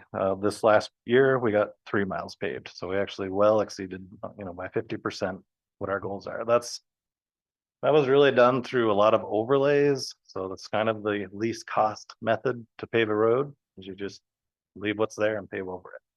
It's also the shortest lifespan of a paved road. And we selected those roads on areas where the water mains need to be replaced, but we don't have it in our water plan for several years. 7 years is the expected life year of an overlay. And so we tried to line that up with when the water project's going to come. So when the pavement starts failing in 7 years, that's when we're going to do the water main, and then we can repave the street. So we're really taking a very strategic approach on our paving. That allowed us to get a lot of paving done. That's not always going to be the case where there's not a ton of candidates that are going to line up like that. The other method to get a lot of paving done is the cold in place recycling method. That's what we did on Town Hill last year. That has a very long lifespan. You need good utilities under it to make it's also very expensive. But it's kind of similar to the trenchless water line replacements in that there's not a lot of staff involvement. Generally, those are turnkey. They do the structures adjustments. They come in, they grind it, they grade it, they pave it. So there's not as much staff involvement. It's at a higher cost. But that is really only in areas where you have good utilities. And also it has to be long sections. You can't do, they won't mobilize the equipment. It's not economical to do short sections of roadway with that technique. And then moving down to the water line replacement targets, we are behind, again, largely staffing, but also because of the flood. DPW also had to, put all the streets back together and all the culverts that washed out and all those things. So we basically stopped doing infrastructure for a 1.5 years. All the projects, East State Street, the wastewater plant, and we, the 4 engineers that we do have were all focused on flood recovery.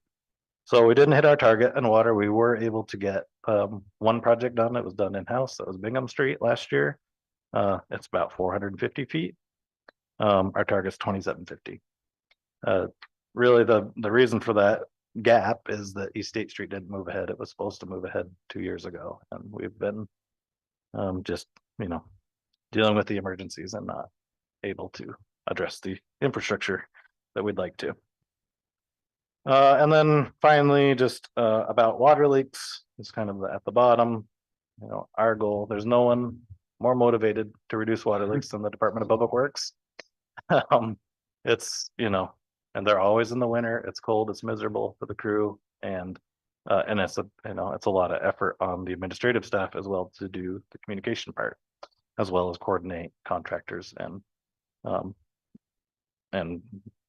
yeah, just getting the work done. But we did make a small improvement over last year in the number of water leaks. In 2024, we had 29. 2025, we had 7, so 2 less.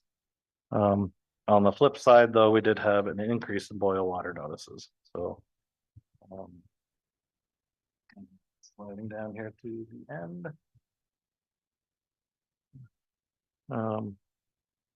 So we had 12 boil water notices in 2024 and 14 in 2025. So 2 less leaks, 2 more boil water notices. I do think that the number of leaks is a little bit skewed because we had a pump station repair project that sort of changed the hydraulics of the system while we were in construction. So the 2 pumps are connected in a way where water could pass through one and sort of relieve pressure. When we're doing the pump replacements, we had to cap that off so that there was an increase in pressure spikes while we're doing that work. So I'm hoping both pumps are now replaced. We did one in 24 and one in 25. And I'm hopeful that now that that's done, we will not have that increase in pressure spikes, and we'll see a pretty decent reduction in water leaks next year. Well, that's it for me. I'm happy to take questions.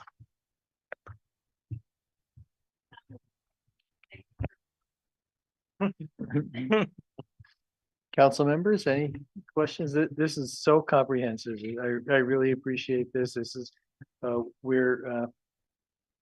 this is good to have this in place right now for new manager and mayor to come in and say, and they will have a really good overview of where we stand with all these ambitious goals we've set. So the short answer on for economic development, I won't go into a lot of it. That's the 3rd tab. A lot of that was delayed. As you know, Josh, who's our economic development quarter, left in May. This came out in May, and so it says, well, priority 1, hire a new community economic development coordinator. But we could check that box. We've got Matt. He's doing a great job, but he's also coming in from away. He's also learning and kind of getting an understanding of Montpelier and what are the opportunities. And I know a lot of you have worked with Matt, and so you'll see he's got working on a lot of connections. He's working with Montpelier Live, going to the business association meetings. So and basically trying to get an understanding at this point. We reformed the housing committee, or you formed the housing committee. So he's staffing that and kind of helping them get their feet wet again, because this is a new committee with a new chair. And so there isn't a lot of progress in here, and the KPIs for economic development are a lot of things that are pegged to stuff that you won't see for 12 months.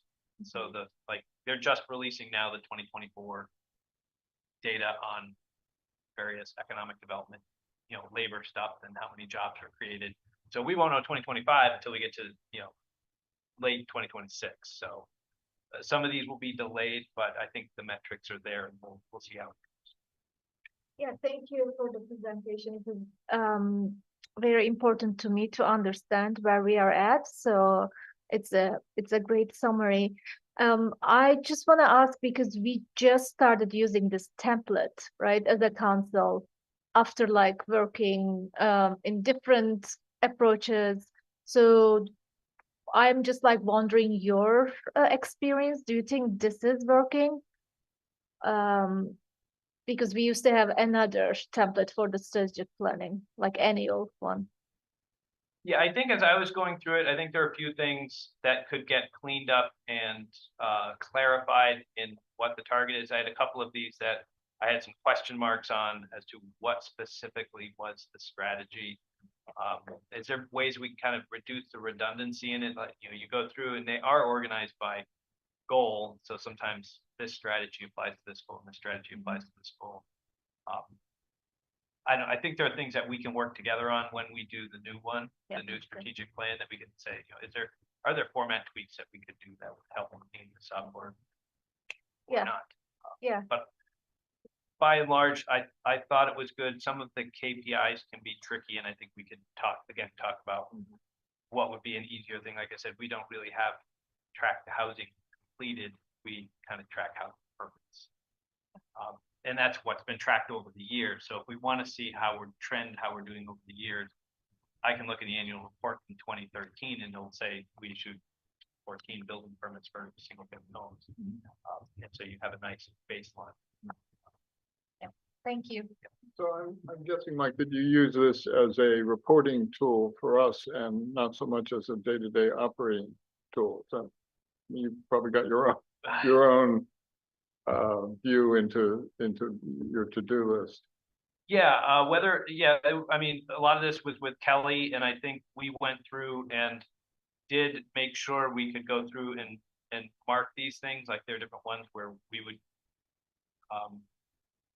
have a meeting where she would go through and say, the strategic plan said we were going to do X. We're going to developing a certain strategy. It's like, okay, are we working on that? It's like, well, it's that one's currently on hold, but we're working on this. It's like, well, okay, well, we've got to make sure we maintain that is something we're going to pick up because it is in the strategic plan. We have to go be able to recognize that we may not be working on it now in October, but the strategic plan is expected to go through June 30th. So we can't put this off forever. We've got to decide when we're going to start that initiative because it is on your strategic plan, or we're going to have to come back to you to say that that's just not based on X, Y, and Z. It's not going to happen. And maybe some of that, as you review these and look at what are the things on hold, you might be able to go through and say, actually, that's pretty important. And you can let Kelly know, new Kelly know, that this is a project that's been on hold. It is something important to the council that we really want to elevate this to make sure it gets up there. And sometimes there just may be things, as we mentioned, that it's just difficult right now without the manager's office fully staffed to be able to execute something. So I just have to say that that's going to wait. If we're not forgetting about it, it may just have to wait till later in 2026 when we've got the capacity. I just want to make one more note that I forgot to mention is that we did just get awarded $1.7 million in earmark funding or congressional directed spending for water line improvements. Yeah, so that's exciting. You know, every bit helps. That's one great. one road. Yeah, we also got one for we put in one on behalf of Down Street for elevating 87 Elm Street. So Elm Street, it's the North Branch Apartments. They're the large buildings. 87, there's 87 and 89. 89 was built newer and it was elevated, so it didn't flood. 87 was an older historic one, and it flooded and it tipped over the oil tanks, and so it's been substantially damaged and needed a lot of work. So we put in $2 million and got awarded 1.45 million for that project. They didn't expect that money was coming. We didn't expect that because we put that in a while ago for them, but we were also awarded that one. And I think they're now trying to figure out, because they're actually actively in a process of trying to decide what to do with the building. Do we demolish and rebuild? Do we elevate the building, or do we retrofit the first floor into non-residential? So that way, if it floods, we're not displacing people. That's the key that we're trying to focus on. Is when that next flood happens, I want to see that we aren't displacing residents. We may have a lot of work to do cleaning up. We may have a lot of work helping our businesses, but we don't have people who lose their possessions and have to find homes and get relocated. So we're trying to prioritize getting people up and out get the businesses. So this is part of that progress is Downstreet will be working on a process of figuring out what to do. But they did get 1.4 million, which is a nice surprise. Well, this is great because I know that we were told by our delegation that these were being put in, but we were not at all optimistic that it would turn into actual dollars coming into the city. So this is excellent news.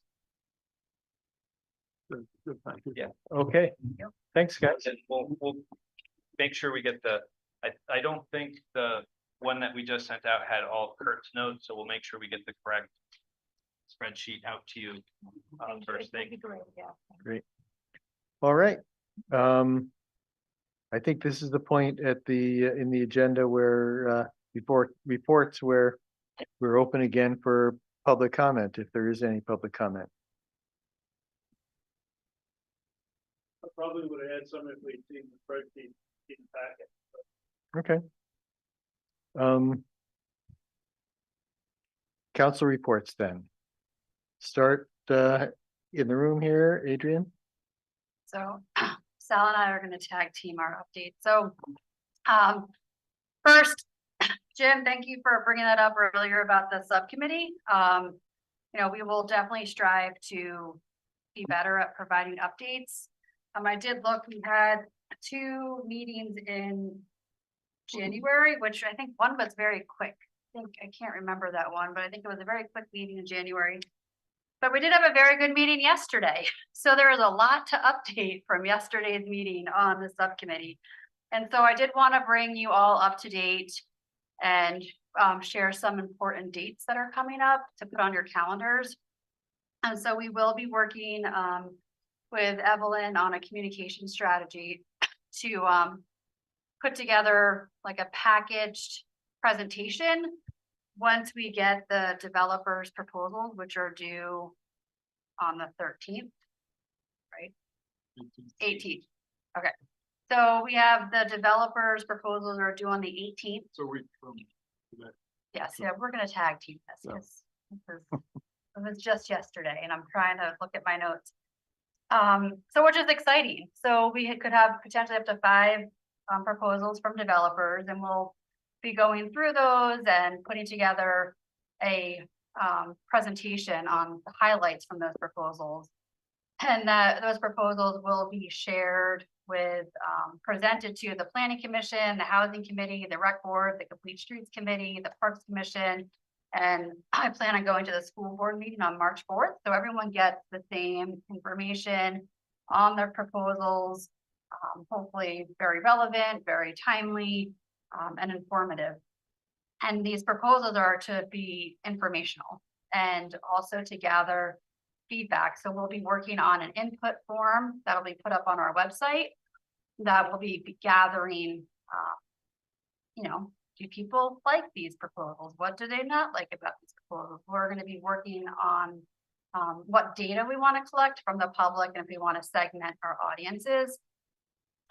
We will also have a video that will be presenting the proposal. So we're trying to, you know, look at all different ways of sharing this information to the public because people absorb information differently. One of the reasons we'll provide sort of a summary is that there's confidential information in the proposals, a lot of financial information, resources, that sort of thing, that the developers would rather not disclose to each other.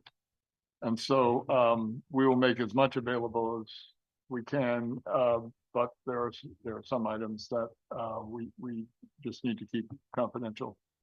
Yeah, so. that. Yeah, so that's why some of that information will not public. Our goal is to have the website input form live by the 20th.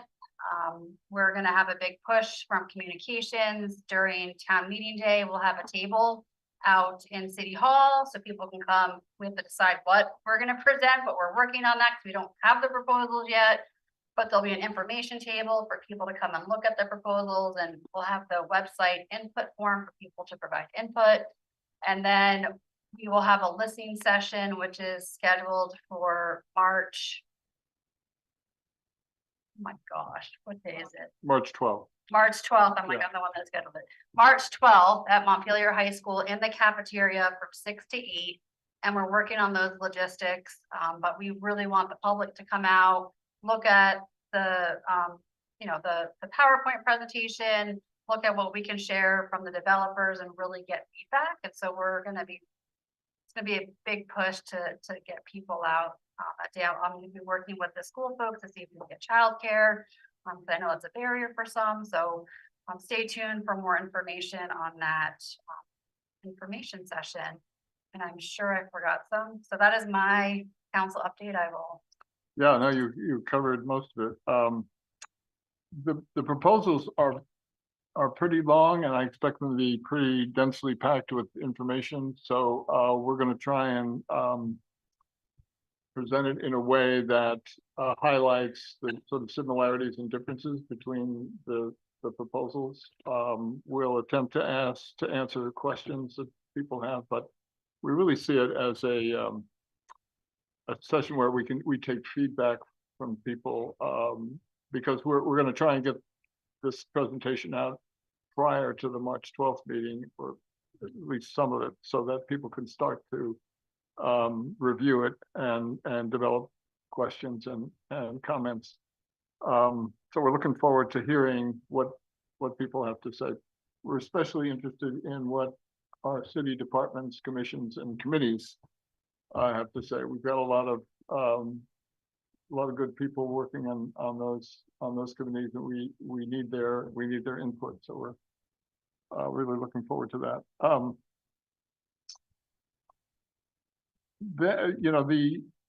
There's been kind of a lull since Christmas, but I think things will pick up after next Wednesday when we get the proposals. We have a couple of months really to review them. We're expecting to deliver a memo to the full council by mid-April. So if all goes well, that'll be the timeline. We did extend the deadline, I think, for a week or maybe for 2 weeks. So we got some requests from a couple of developers to see if they could have a little more time. And since it didn't affect anything on our end, we granted that, and that's why we're set for next week.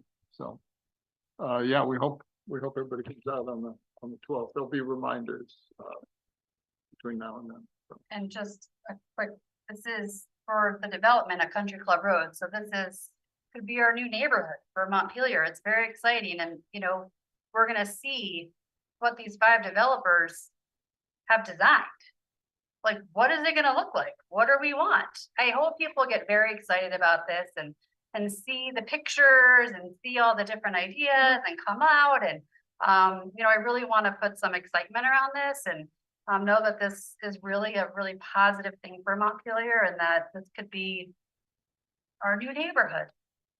So we'll definitely share more as we get it and as we kind of pull all this together. As I said, our meeting was yesterday, so this is hot off the press here. That's it.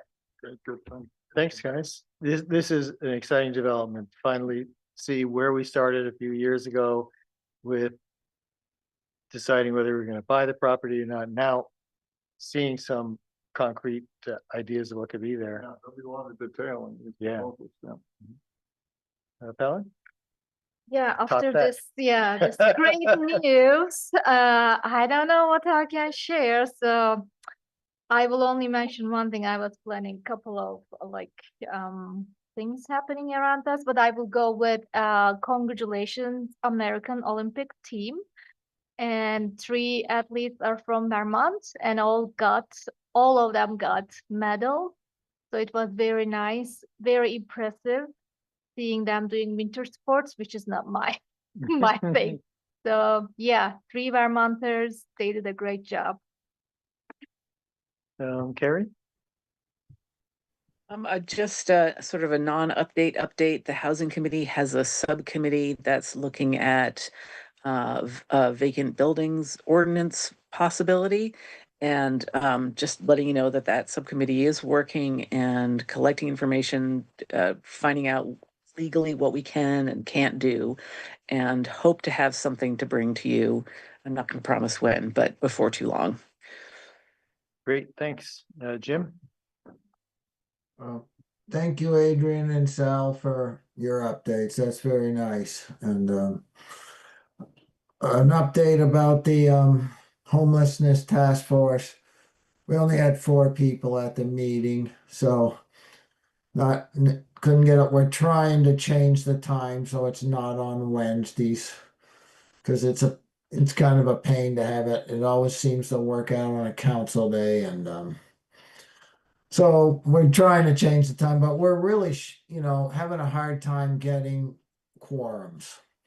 So I think maybe if we could have some advertisement, maybe if Evelyn ever catches up, to put a little advertisement for members for the homeless committee. Because before we know it, it's going to be March and April, and we're going to start having people come in.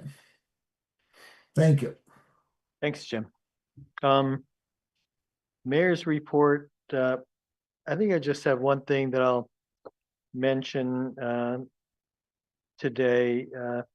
Mary Just Skinner didn't live in Montpelier, but for many, many years, she had her office downtown, on State Street. Mary was the 47th woman sworn in as an attorney in Vermont. So, and that was in the early 1970s. So that really is striking that I still know women lawyers who are still practicing and are in that list of first 100 attorneys.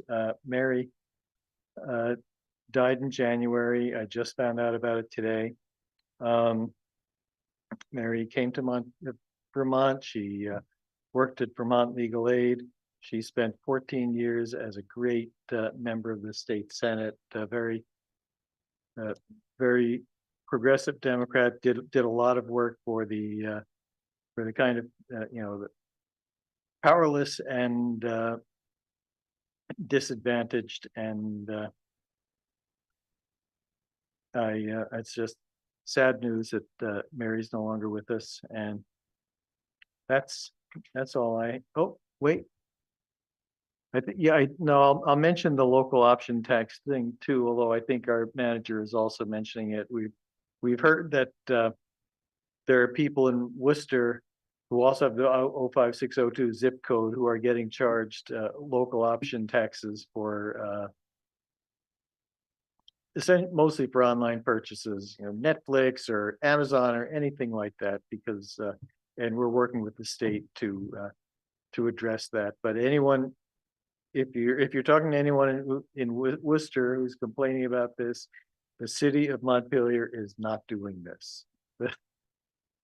The tax department is the entity that collects those fees and taxes, and we're not getting the money, and it's going to be fixed. And that's all I've got. City clerk report. Yeah, ballots are in for town meeting day. Envelopes are in. We just got 130 or something like that ballots out the door today. So come on in, give us a call or drop us an email, or come to the website with the form, or go to the state My Voter website. Those are all ways you can request a ballot. After you voted, remember we have a drop box in the back if you don't want to put it in the mail, which I have sympathy for, or if you don't want to drop it in. But yeah, so come on out and vote. Thanks. City manager's report. So I'll piggyback on what Jack said about the local options tax. Evelyn's working on getting information on the website that will include contact information for the state tax department, which is where people need to go with grievance on this. So our new city manager, Kelly McNicholas Curry, will be joining us next Tuesday. And Evelyn and I wanted to express our gratitude for all the grace and patience that you council have shown us, all the support, both from the community and staff and leadership team. It's been a tough job. We couldn't have done it without everything that you guys have helped us with, all of you. And we're really looking forward to welcoming Kelly McNicholas Curry to join the team, lead the team, and we're all gonna lean in and support her to the very best of our ability and ensure her success and consequently Montpelier's success. So thanks for your patience. Well, I want to express my personal gratitude to you and Kelly, or you and Evelyn, for coming in to do this, because it was a tense moment. There were a lot of things going on, and this is a big job. And you guys have had to contend with a lot, and you've done great with it, and I really appreciate everything you've done. Thank you. And I think we're done. It's an early night again, 9:40, and we are adjourned. You all can stay in the room if you want to, but I'm not.